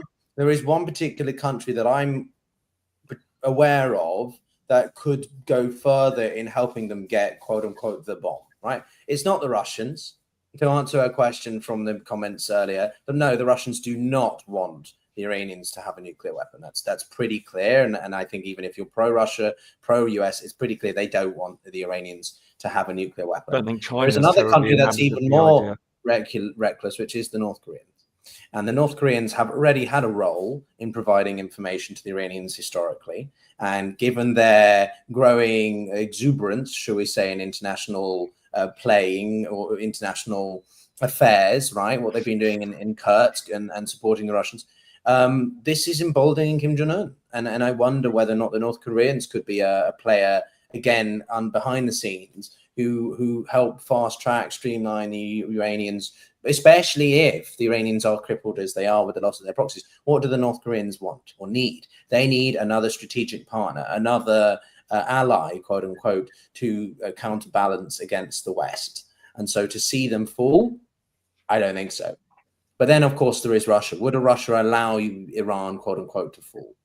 I don't know if they have the bandwidth to really do anything other than strong rhetoric, which is why they're trying to get a peace deal, because Iran is so integrally important for Russia's actions in Ukraine, the supply of these suicide drones, kamikaze drones, which are $20,000 a pop, which is nothing. The average American drone, I think, is 50 million. Turkish Bakati drones are 1.2 million. So the point I'm making is that Russia needs these drones for their own interests. And so Russia might not get involved militarily to support Iran, but actually diplomatically to prevent the further destruction of its facilities, let alone the state's survival, just its infrastructure that Russia needs for them to produce its military equipment for its own war campaigns, right? I don't know if you disagree with that, guys. And also, I do want to just fling in the big elephant in the room, China. What is China thinking at the moment? How far would they be willing to go to support Iran? Because they are very important, dependent on Iranian energy supplies. Iran does have a role here. Pakistan's comments in the past couple of days and their unequivocal support for the Iranians, is that vis-a-vis Beijing, or is that Pakistan's own choice? Because a lot of people see Pakistan as a pariah state or a vassal, or whatever, a delivery, mouthpiece for Beijing at this point. Well, the Caspian trade route, the Caspian trade routes, the Caspian pipelines are effectively an alternative to the Suez, and so it makes sense for countries like Russia and China and Pakistan to ensure that the government in Tehran stays where it is. So, obviously, with everything that's happening as quickly as it is, from what you've been seeing from Jerusalem Post, let's take it at face value here, if they're calling for a ceasefire, then let's see what Israel does. Because if Israel is calling for U.S. involvement, let's not overestimate Israel's capability as well. Small states have the ability of doing a lot of damage when they are given carte blanche support from great powers. And Israel is a great example of this. If the United States says we will not get ourselves involved, or if the United States under the Trump administration realized that Israel under Netanyahu is more of a liability than an asset, you'll be very, very quickly amazed at how fast Israel also was willing to reach an agreement. Remember, in the 80s, I forget when this was, Reagan threatened to cut off every single dollar to Israel. And who was it? Was it Yitzhak Shamir or Yitzhak Rabin? I forget which one. My apologies for not knowing the prime minister at the time. They quickly capitulated. Netanyahu does what he does because he knows that he has his closest allies are not in the Knesset. They're in Congress. Sure. Now, it's interesting. I feel like we've got a big audience here. I mean, this is quite a far wide-ranging conversation. Everyone, is streaming to X and also to our respective YouTube accounts. James and I do international stuff. Michael does fantastic stuff on Russian stuff. I wonder if you'll be covering this from your perspective, Michael, as well. But, I do wonder about the great power politics of all of this. As I said, for me, it's not often the most flashy things that can reveal some of the more important shifts. And I mean that in the sense of the diplomatic communiques between the Americans and the Russians. I do think that is something to watch more than we might think, because, again, I just don't think the Russians are getting involved. They don't have the capacity to do so.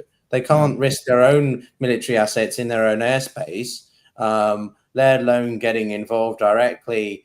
I mean, they let Syria fall, and they were fighting there for 10 years against Islamic Republic, against the Americans indirectly, against the Kurds or whoever, the Turks as well. So are they suddenly going to do so for a country bigger and more strategically interested? Well, maybe if they didn't have their war in Ukraine. So I really question the extent that the Russians are going to do more militarily, intelligence-wise, or trying to sort of, provide non-lethal aid. This is one debate people are talking about, that maybe the Chinese are sending non-lethal aid to the Iranians, but that's not enough to offset when you've got all your infrastructure being destroyed left, right, and center. And the other thing is that there was this oil depot that was burning yesterday significantly. I forget the name of it, but people were really fearing that that could become a Lebanon 2020 disaster, which would be, and we know how much that crippled Lebanon's economy as well. So there's a lot of elements here, and obviously all of this comes back to also Mr. Trump. He's such a we talk about specific countries as a collective, but then we talk about America, but then it's just him. What is Mr. Trump thinking in his mind? Is he thinking that, yes, I'm going to green light the Israelis to continue indefinitely? The Israelis have this campaign. They said it's going to last weeks. Do the Israeli people have an appetite for that? Can they stomach that for weeks, having to go into bomb shelters every day at random times because another barrage of missiles from Iran are coming? I'm not sure how sustainable this campaign, if you want, by the Israelis is. I do think there was going to be an exorbitant amount of pressure from whether or not the Israelis seek to listen to it is another matter. But equally, if they don't get their bunker bombs from the Americans, then they can't really do further than they already have. They can't really do more than they've already have. So sort of, even if they want to continue, they may be constrained by sheer practicalities. I don't know if what I'm saying makes sense, guys, but James, two things is that and you started off this by pointing this out, and I absolutely agree, and that is Iran was given, as I said, a major sucker punch within the first few hours, but they've managed to get back on their feet. The exterior structures of the nuclear facilities have been hit. The underground has not been touched. They're members of their high command, and at least a dozen top-ranking scientists have been killed. The military high command has found replacements. Scientists can be replaced as well. Infrastructure can be destroyed. Infrastructure can be rebuilt. So Iran is bruised, but it's still there, and it's still able to launch missiles. The Iron Dome that was much vaunted as being this impregnable fortress to protect Israel has proven to be nothing more than rhetoric. The Israeli... Michael, I think that is... Michael, it's done a bit more than that. Come on. I'm not seriously, it's not. No, come on. I think I'm sorry. Let's be honest here. They've hit the oil refinery in Haifa. They've hit Tel Aviv, right? So are you agreeing with me that, yes, the Iron Dome is overrated, or I'm talking out of my ass? It's not infallible. Yeah, okay. But it's, to say it's over, it's nothing is just quite clearly not the case. And as I say, I'm not doing this in order to take a sort of a particularly sort of pro-Israeli position. I just think from everything that we've seen, but the fact is Iran has launched barrages of missiles. And if we can sort of probably count on the fingers of one hand the serious things when Israel has decapitated its senior military command, effectively controls the airspace over Western Iran, we know that on one of the major nuclear facilities, Israel has not been able to do the damage that it would have wanted to do. But we know that that's because it has been built incredibly deeply, and that Israel doesn't have the technology to hit those missiles. But I think, we just need to be a little bit, when making the assumption, it's not about wishful thinking of, what we would want Iran to do against Israel. And I think there will be a lot of people who will be following this situation and be wanting, and we see this. It's not just in this situation. We see this every week when we talk about Ukraine and Russia. The number of people who come on and start sort of spouting absolute, about how Russia is about to steamroller over Ukraine because they want it to be true. And I think we need to be really, really careful in sort of, separating out. James, if I can add another element to that, which is the claim or suggestion on the more, should we say, Iranian leaning side is that Israel would not be able to do any of this without the help of its allies. And ultimately, if it was just Israel in a vacuum and Iran in a vacuum, Iran would be decimating Israel. I don't think that is accurate personally, but how much is it that Israel does depend on foreign support in times like this? Yeah, but Piotr, this is international relations, isn't it? I mean, you know, it's pointless saying it would be a very different fight if Israel didn't have the United States. Yes, it would be, but it does, and so that's the discussion that we have to have. I mean, there's no point saying, you know, let's make this a fair fight, you know, as though it's some sort of boxing match, and you're telling one of the boxers don't put bloody, you know, don't put a bloody horseshoe in your boxing glove and stuff like that, because that isn't the rules and everything like that. This is international relations. We know that this is the reality is that Israel is supported by the United States. That is not going to come as news to anyone. And a lot of people would say, but this is an absolute outrage and everything. Yeah, but that is the reality of the discussion. Yeah, there's no point talking about what has Russia behind it, and Russia isn't going to be, from what we can see, isn't in a position to do very much and isn't inclined to do very much. And if anything, you know, one could argue with oil prices going up the way they are, then Moscow is probably sitting there thinking, let this conflict continue as long as possible, frankly, if this is just going to send up the price of oil, because their economy has been hit. Well, I wanted to ask that, and I wanted to give a shout out to Be Marketing. This is the latest one. There's been plenty of you saying that, but thank you. I think it's pretty balanced as well. We do these on a bi-monthly basis. So if you want to see more of that, then, you know, follow all of us or one of us or something. You'll find us as well. If you're watching on X, then, you know, follow me on X. I'm covering things live as well in Spaces. But yeah, I mean, what do you think is the objective? You should be on X as well, Michael and James. You guys should be active. No, I'm sorry on that one. I frankly, I was tired of every time I loaded it up being confronted with Brazilian snuff movies and stuff like that. Frankly, gosh. I didn't. Wow. I do have an X account. I log in maybe once a month. I'm on it for less than 5 minutes, and I realize why I log in only once. Yeah, exactly. It's a horrific place. Wow, we've even found I know you've got a big following over there, and you know.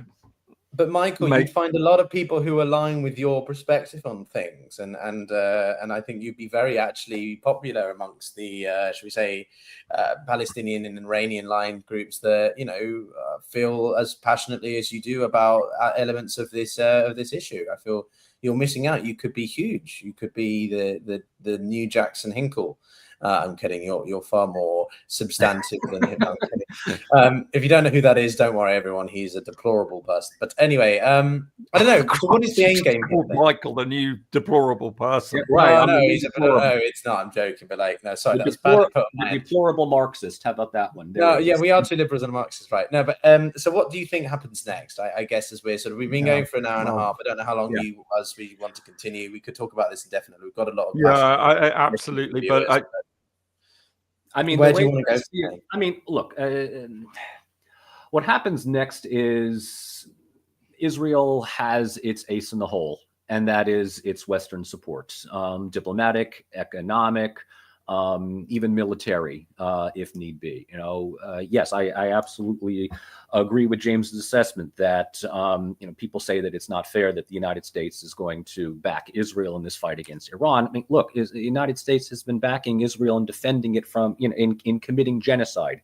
for nearly 2 years. You think they're going to sit by and do nothing now? Even when we say we're not doing anything, we are going to do something, right? I mean, we say we're not involved in the war in Ukraine. We're absolutely involved in the war. We're not going to involve it. We are absolutely involved, not directly, but indirectly. So there is, you know, Netanyahu can realize that he will have blank check support from whoever is in the White House, Democrat or Republican. My country is ideologically, morally, intellectually, just whatever, wedded to this state. For right or for wrong, for good or for ill. That is just bar none. As I said, you will not find more vocal, adamant Zionists in the world than in the United States. Evangelical Christian Zionists are absolutely committed, especially when we are not just defending Israel, but we're defending it against Iran, the country that is one of the most demonized countries in American political culture, worse than Russia, worse than North Korea, right? Iran is public enemy number one. So for us, this is a Hollywood movie fight that we absolutely are going to get ourselves on one side against the other. And if you're in favor of that, great. If you're against it, I know, but that's just, this goes, again, the narrative that Piotr, you brought up, and James, you also mentioned, which we're all on the same page. Objective empirical observation is one thing, but the way in which people perceive other countries is really going to determine how foreign policy is conducted. I think that on the point of war of narratives, the Iranians are, the ball is pretty, I think the ambiguity comes around the Iranians' move set, in the sense of it's pretty clear what the Israelis want to do, or at least the Israeli government wants to do.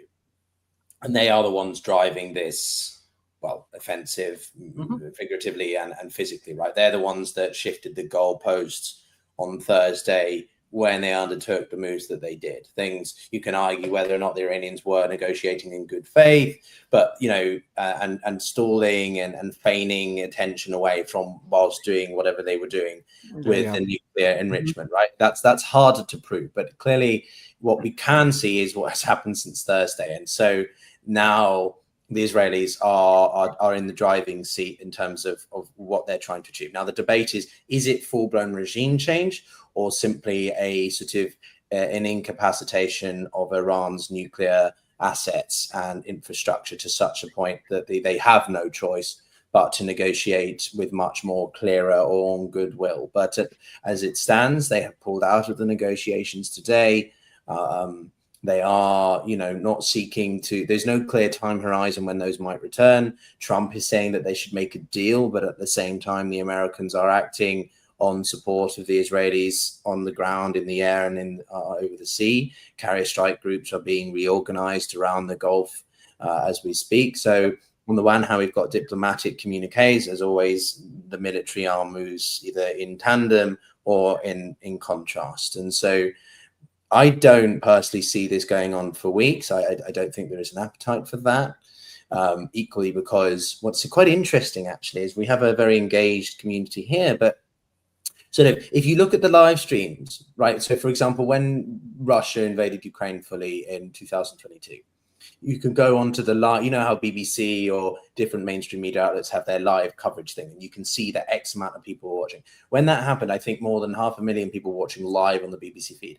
Right now, 30,000 people are watching on the BBC feed. I know it's a bit of an arbitrary metric, but the point is that people seem to be increasingly desensitized or immune to these events that are happening. And it's because there is no, I think, immediate threat, imminent threat of a ground invasion. And continual airstrike exchanges doesn't carry the same weight. So how far does this go? And I think that, the Iranians are going to try to want to frame this from the fact that they have been on the receiving end of an unwarranted attack, and they were simply trying to negotiate peace. And if they can pressure the Americans to put pressure on the Israelis to stop, then you might begin to see steps forward in the diplomatic sphere. I don't think the Americans are. I don't know, it's really hard to tell.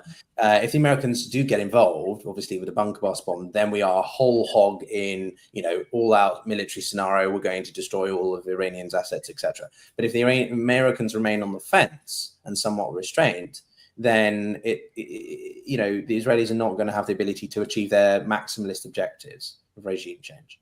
And have to settle for this. Piotr, I completely agree. I mean, I think a lot of this is going to depend, isn't it, on how Trump is feeling about this. So he'll be looking at it. As you said, do I go all in with military support for Israel, or do I still chase my Nobel Peace Prize? And I think the Iranians, so the first step will have to be some sort of ceasefire, and then I think it's not going to necessarily be straight back into sort of nuclear talks. I think there would probably have to be a cooling off period. I think the Iranians would want to sort of save face a little bit, that it hasn't, been immediately, because they have suffered such a bloody nose. But I think, the hope would be that would be the direction that it would be going in. But how much, James, is that dependent on Israel's operations in Gaza? If the Americans put pressure on the Israelis to stop their campaign in the Gaza Strip, then that will appease the Iranians to stop, their side, and then maybe that, do you not think there's an element of Gaza in that? I mean, that would be an interesting way of approaching it. But you also wonder if even though Iran has for a long time held itself up as the champion of the Palestinian cause, that now would be enough in its own right. But it could, listen, if the Iranians are on the lookout for a face-saving way, that could be a very powerful way of doing it. You're right. That the United States can say to the Iranians, look, we will now lean on, and let's also not forget that just a few weeks ago, and I mean this wasn't just idle speculation, I mean it was something that was being talked about by a lot of very serious news organizations, was that there was a split between Trump and Netanyahu. But hang on, but that's part of the speculation. How much of that was smoke and mirrors? How much was that all part of some, you can take that view, but the fact is that Trump paid a very, very high profile trip around the Middle East. He didn't visit Netanyahu. He was quite happy to take Qatari money for a gift of an aircraft and things, that he was being feted in Saudi Arabia. I mean, Trump is we all know that is at heart a businessman, and this was a very, very powerful symbol. Saudi Arabia has had a rapprochement with Iran in recent years. So it's not entirely beyond the realms of possibility that, people would just immediately, there will be those who dismiss it and just say, oh, no, it is smoke and mirrors. But I think, there were enough serious voices that I respect that were saying that this is something's not quite right with this relationship. Trump is not happy with Netanyahu. So I don't think it's quite as smooth. And we haven't seen, let's just remember that when all this kicked off, I mean, Marco Rubio putting up that message very, very quickly saying nothing to do with us, was very, very interesting, that it was a sense of distancing. And I know that Trump has since sort of, seems to have rode back on that. But I did see the analysis that said, he has to in some ways. But yeah, so I'm just sort of saying, look, keeping an open mind about what is going on and trying to evaluate all the different factors and trying to make sense of it, and where we go from here. I mean, the idea that so Israel might very well want to continue on with this, but for how long and to what objective? It can't possibly win an outright victory over Iran unless it is seeking regime change. And, can that be done from the air? And it's certainly not going to be done from the ground. What about this question? Oh, wait, hang on. This one. There are a few questions I thought would be worth covering. I can't see it. It's coming out very small on my screen. I will read it out and announces they have a nuclear bomb. What do you guys think will happen? I want each of your thoughts. That's a red flag for Tel Aviv as well as Washington. Well, I think, the thing is, so the argument would be that, in other cases where countries have announced that they've got it, then that's seen as game over. They've got it. But I think the context is slightly different in other situations. I could see that would necessitate action. Now, I mean, the thing is, it's not just, about building a bomb, it's delivery and all the rest of it that has to go with it. That's where the North Koreans come in, to me.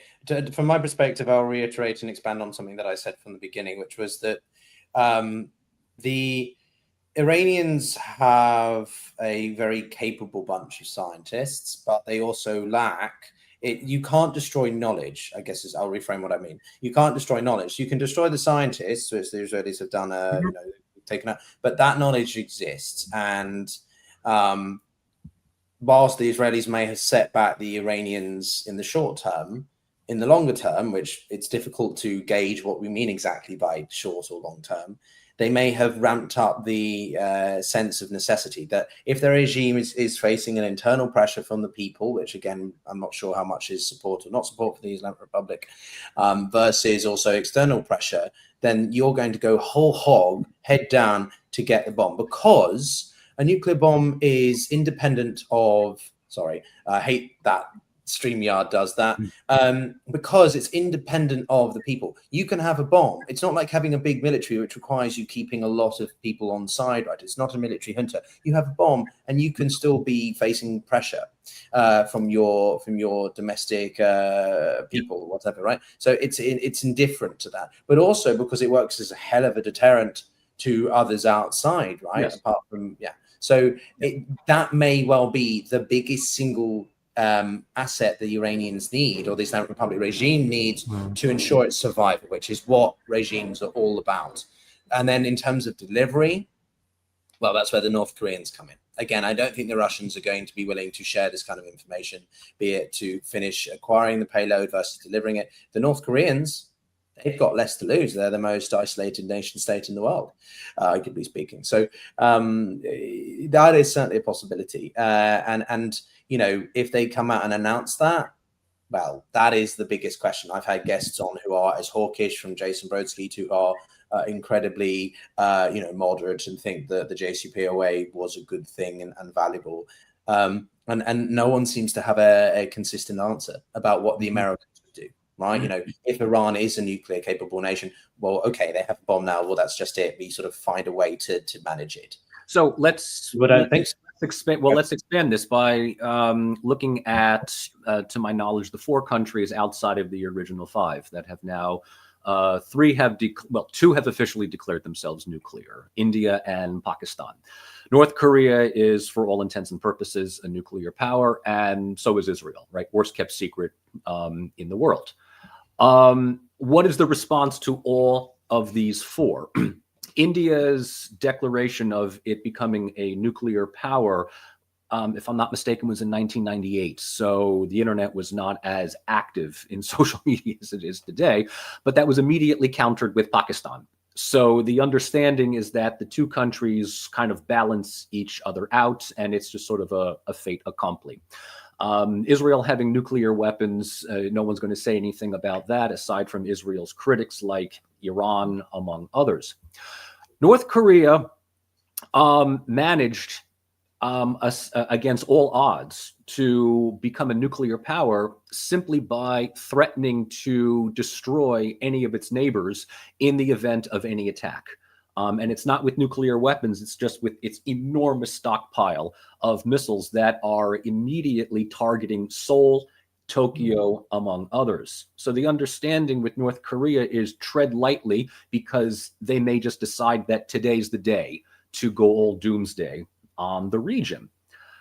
Iran's a different story, because Iran does not have, to my knowledge, the military deterrence that would prevent outside powers from intervening. North Korea could also rely on China for complete 24/7 support, as well as Russia. You mentioned the North Koreans might be the wild card in the whole Iranian thing. I would also add Pakistan might be a factor as well. Pakistan has come out vocally in favor of Iran's sovereignty, Iran's nuclear pursuit, as well as its condemnation against Israel. Michael, if I can just ask you on that, or add to that, because it's sort of more of an open question. When we saw those tensions over Balochistan, which is a separatist, let's not forget that Pakistan has been quite. Yeah, that's a good point, actually, Michael. I mean, maybe we should explore that a bit more. That's quite an interesting. I forgot about their nuclear willingness to support, because I think they've already done. Haven't they already provided support to the Iranians in a very subtle way in terms of like know-how?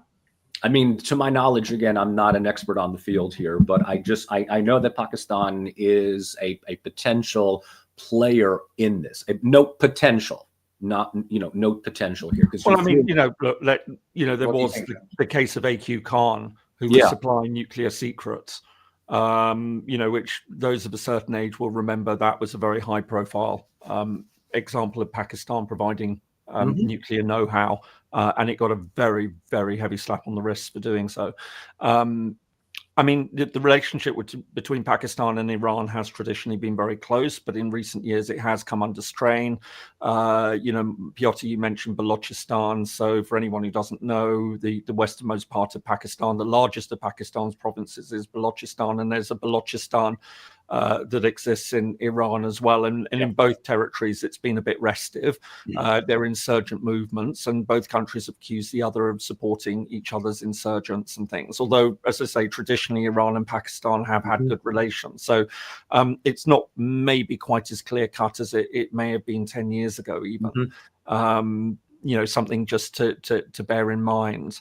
But I think, certainly the really big question here is, as you said, what happens if Iran were to announce? And I think that this is exactly why Israel has stepped in at the moment and sort of said, right, okay, we're going to push this back, and then see where it goes from here. But I think the one thing that we can say is that, any attempt by Iran to escalate this by drawing in other Western countries, be that Britain, be that France, be that United States, would be disastrous.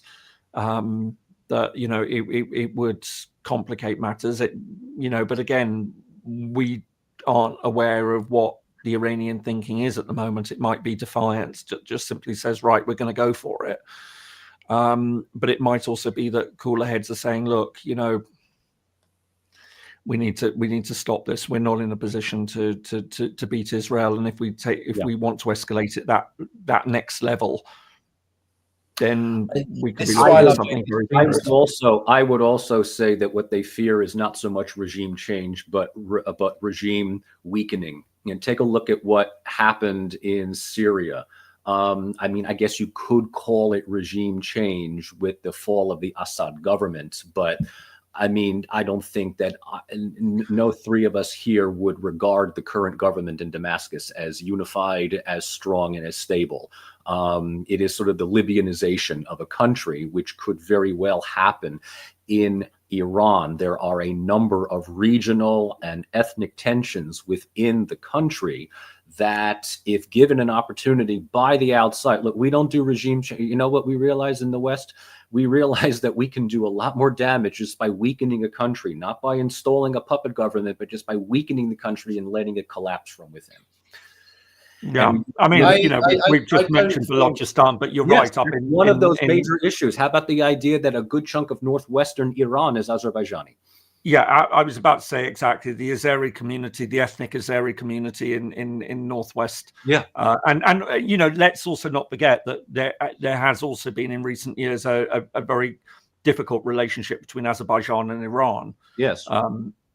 Yes. And there was actually talk, remembering, it wasn't so long ago that, Israel provided help to Azerbaijan when it retook Nagorno-Karabakh. And there was a lot of thought that the quid pro quo on that would be that Azerbaijan would allow Israel to use Azerbaijani airfields, or, be able to launch drones into Iran from Azerbaijan. I don't think there's been any indication that that's been going on at this time, but, it has been another factor.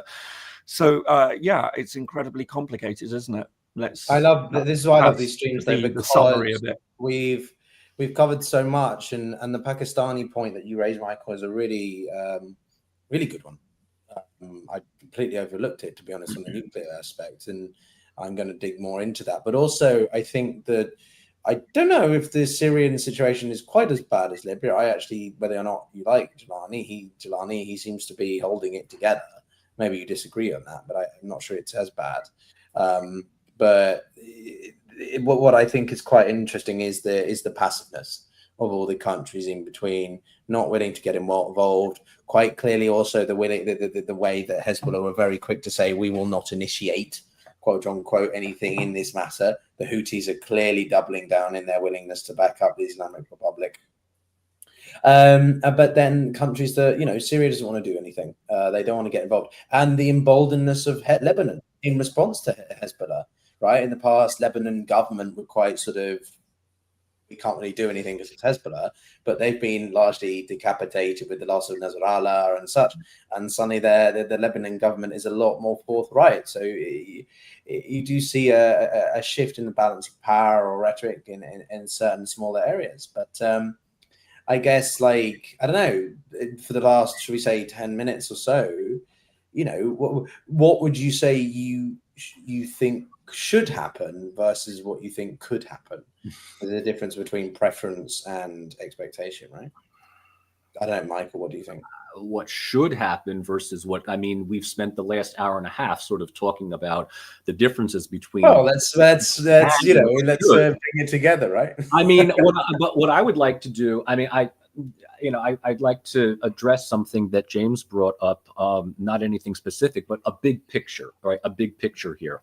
And that is that the Israeli-Iranian issue, along with Russia, Ukraine, along with Israel, Palestine, all of these issues are involving something that is considered by international law illegal, but yet it's happening, right? So Iran is in breach of certain IAEA arrangements. Is it legal for Israel to attack Iran or not? Is it legal for this country to do that or not? This is really the difference between liberalism and realism. Liberalism says, hey, that's illegal. You can't do it. Realism says, stop me, try me. A realist, if you have the capability of doing something, it might not be legal. I will make it legal. I will retroactively make it legal. Israel does not care what's legal or not. They have the ability to do what they're going to do. Much of its political leadership knows better than anyone else that they are hated throughout the world. They know this.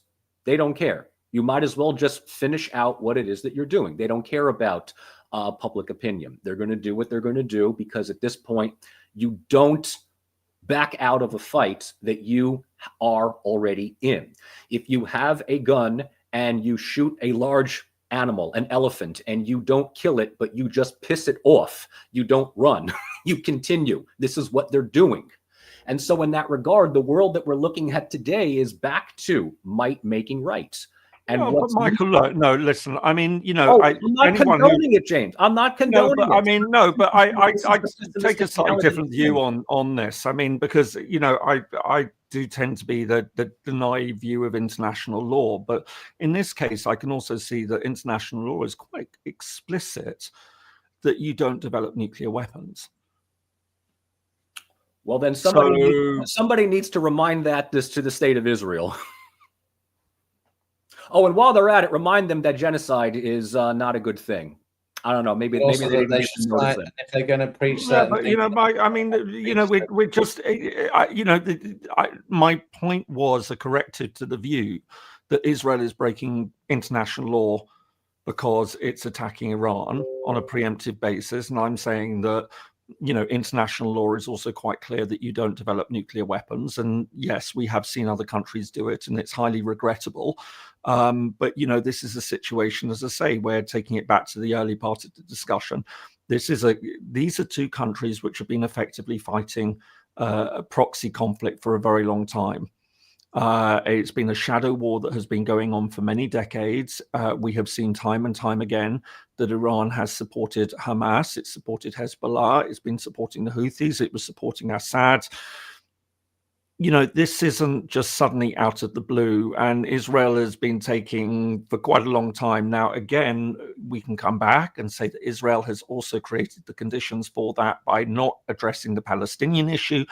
There are all sorts of layers that we can pile onto this situation, but I think it's in that spirit, we also have to bear in mind, if we're going to take some arguments, we have to take all the arguments, and remembering, of course, that Iran has been attacking Israel for a very long time as well. This is not just suddenly Israel picking up and attacking Iran out of the blue, and suddenly Israel is the bad guy in this story. I mean, Iran has been doing its fair share for a long time.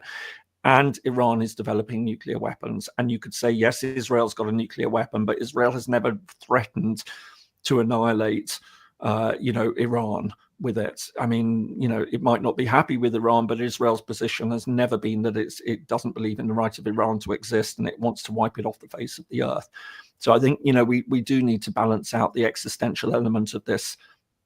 And Israel is in the position to do something about it as well, which is, you know, I'm always reminded, I was appalled by it in some ways, but, you know, it does highlight the reality of international relations. I once spoke with an official about an issue and said, why didn't you take a principled stance on this position? And the response of this official was, what can I say? The country in question chose the wrong enemy.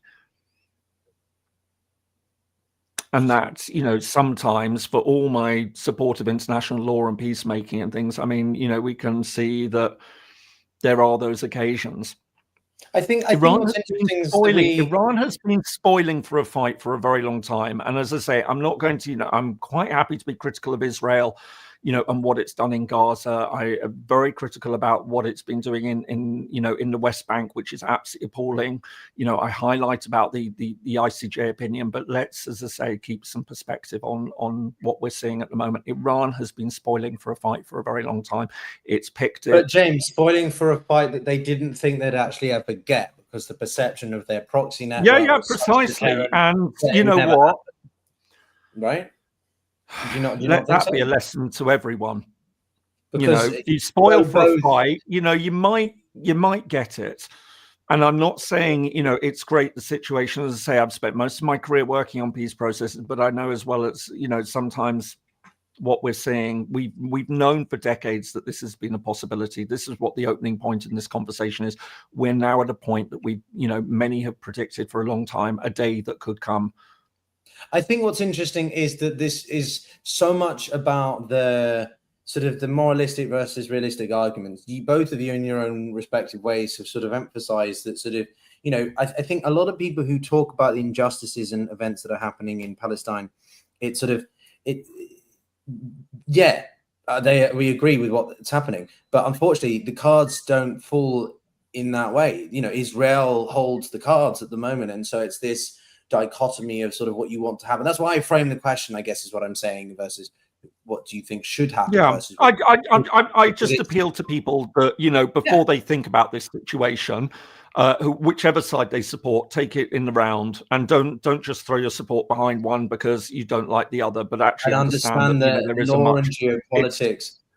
Law and geopolitics don't care about your feelings, unfortunately, and that's not because I'm a cold-hearted person who doesn't care about what's happening, but they don't. No, but I'm just saying, before people jump to the idea that somehow Iran is the innocent victim in all of this, just remember that Iran has been fighting a battle against Israel for a very long time, and it has now become hot, and it's taken quite a beating, and it's not the innocent side in all of this, but equally, many would argue that Israel has been the architect of a lot of, its own misfortune because of the way that it hasn't addressed the Palestinian issue, and it's given a lot of, it's fed a lot of extremism, and extremism that people would argue has not just been targeted against Israel, but has been targeted against Western countries. Again, looking back to the early 2000s, a lot of the radicalism that was being pointed towards the West by Islamist groups, a lot of that was driven by hatred of, support for Israel and the failure to deal with the Palestinian issue.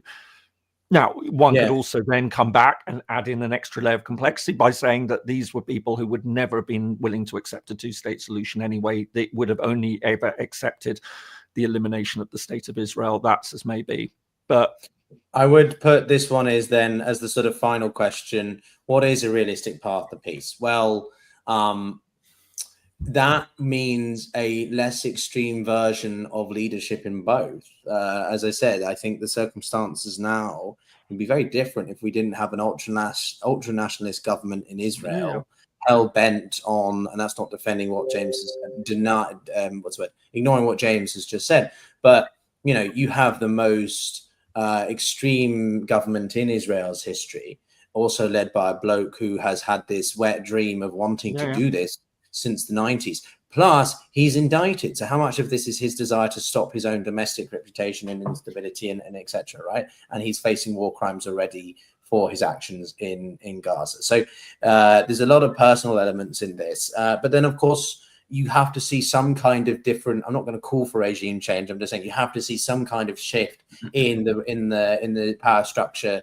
in Iran, because we can argue whether or not moderates or reformists actually exist within the Islamic Republic. I'm not going to go down that rabbit hole, but personally, I like to believe that the peace deal was possible, and there is still a possibility for some kind of peace deal. But then that depends very much on the third element here, which is predominantly the United States and what this Trump administration really seeks to do. I'd love to remind everyone that at the time we've been having this and rockets were flying across the Middle East, we've had a military parade in America for the first time since 1991. And Trump is sort of wanting to say that this is about acknowledging the military as much as it is his own massaging his own ego and wanting to put on the sort of, well, and the White House's celebration of Flag Day, which means celebrating Russia's flag, which has obviously put a lot of people up in arms, because it's like the White House really loves Russia, or Putin specifically. So there's a lot of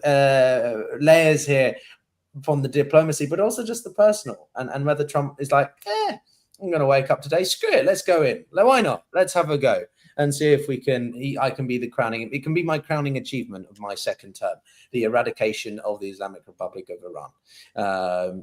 Maybe he just decides, actually, that sounds better than trying to be peacemaker, which he's claimed to. I mean, I think, Piotr, if I could say, I mean, my final question ultimately is, could we envisage a situation where Iran would ever be willing to accept the existence of the state of Israel? I mean, ultimately, that that is changing government. I think that's it. Has it now built its identity? This regime has built its identity on this, and there's no way back, because the obvious answer would be to say, we need another push towards getting, as we're seeing with the Saudis, as we're seeing the French, towards a Palestinian state. Work needs to be done on that, which would require international pressure. But of course, United States has been leaning on countries not to attend that meeting between France and Saudi Arabia to discuss this very issue. But, if you were to talk about Middle East peace, I mean, it does come down to resolving that, and also saying as part of that the regime in Iran must be willing to accept the existence of the state of Israel and not pursue nuclear weapons. But it is entitled to pursue a peaceful nuclear program under very strict international conditions. Yeah, we can see an end game to it. We can see an end outcome. But it's, of course, the question of how we get there. I mean, this is very often the case. I mean, this is in so many conflicts that we deal with, that we know what the reasonable end outcome would look like. Well, we had time and time again, I can think of all sorts of conflicts that I've worked on over the years where we can see what the reasonable end outcome would be. But of course, the art is how you get there. Well, we had the JCPOA. It was working. Hardliners in Israel said, "Now we don't want that." And Trump's decision to pull out was disastrous. And if there's a hardliner in Israel, that there are 2 to 3 hardliners in America that are like, "Yeah, we don't want that either." Why? Because it's Iran, and because Israel doesn't like it. I think we're all on the same page on that front. And on the idea of Iran recognizing Israel, well, surely that depends on Israel's actions in Gaza. If they stop what they're doing in Gaza, precisely. That's why I said, you know what I mean? I don't know. You've got to find a way of resolving the Gaza issue, the Palestinian issue more widely. And the fact is, we can't see that happening. So, good luck getting that to happen. Again, it's not just precisely, exactly. But we know what. They have already come up with the final solution. I mean, it goes beyond genocide at this point. Some are even calling it a Holocaust. So good luck with that. I wish that minds change, but they've already made up their minds. We're this far in, might as well just refer to them in the past tense. And on that grim note. Yeah, well, I mean, well, we will be back. I mean, we do these streams often, and sometimes we run for 2 hours, and it's like we've still got so much energy. But I think the sheer breadth and depth of this one is, well, I'm not pretending like we're facing the real challenges like those actually in the region. But I think it shows you, audience, viewers, listeners, that this is not an easy thing to cover, and I don't think any of us are pretending to have the answers, but simply, there are certain seismic shifts that are happening, but also very concrete steps on all sides that are going to have to happen. We'll be back, I think, on this matter. I'm going to be going back onto X and monitoring things and probably talking about this as well. So if people want to join me there, I know how these two feel about that platform. But as it stands, it's really the only social media that covers these sorts of things in real time. But I do want to give a huge shout out to Michael and James. They're very kind in joining me on these streams. I'm obviously a lot younger than them and less experienced. So it's not so much that it just makes us feel terribly old when we have to bring things up and realize. How do I compliment you? Okay, they're much more experienced and insightful than I am. I think brings us together. You're the one that makes this happen. So it's all three. All three have a vital role in this. Oh, I see. So I'm just the host who needs to shut up and let the two experts talk. I see. Thank you. No, we all have, as I say, our differences, but clearly we agree on the overall direction and realities of things. Whether or not the sort of the way that it should have played out, I think is different. But that's sort of, anyway, I could go on. I'm filibustering at this point. Everyone, thank you very much for watching and joining us. If you enjoyed this, if you're new to any of our channels, do go and check them out. James does incredible coverage of lots of different things, similar to me, maybe a little bit more objective, whilst I dip in my opinions, hot-headedness a bit more. Michael does fantastic coverage of war in Ukraine and Russia and translating things in real time, as you should see, not sort of a simplified Western narrative. And as you can tell, he does say the things that I think perhaps a lot of people in the West aren't willing to say, or has a willingness to just be blunt and say it as it is in some ways. So, but that's it from us, I guess, for this time. If something really does change, then maybe we'll do something sooner, but we'll see. Yeah, see you all soon, and best wishes. But take care out there, guys. Stay sane, everyone. Take care. Bye all.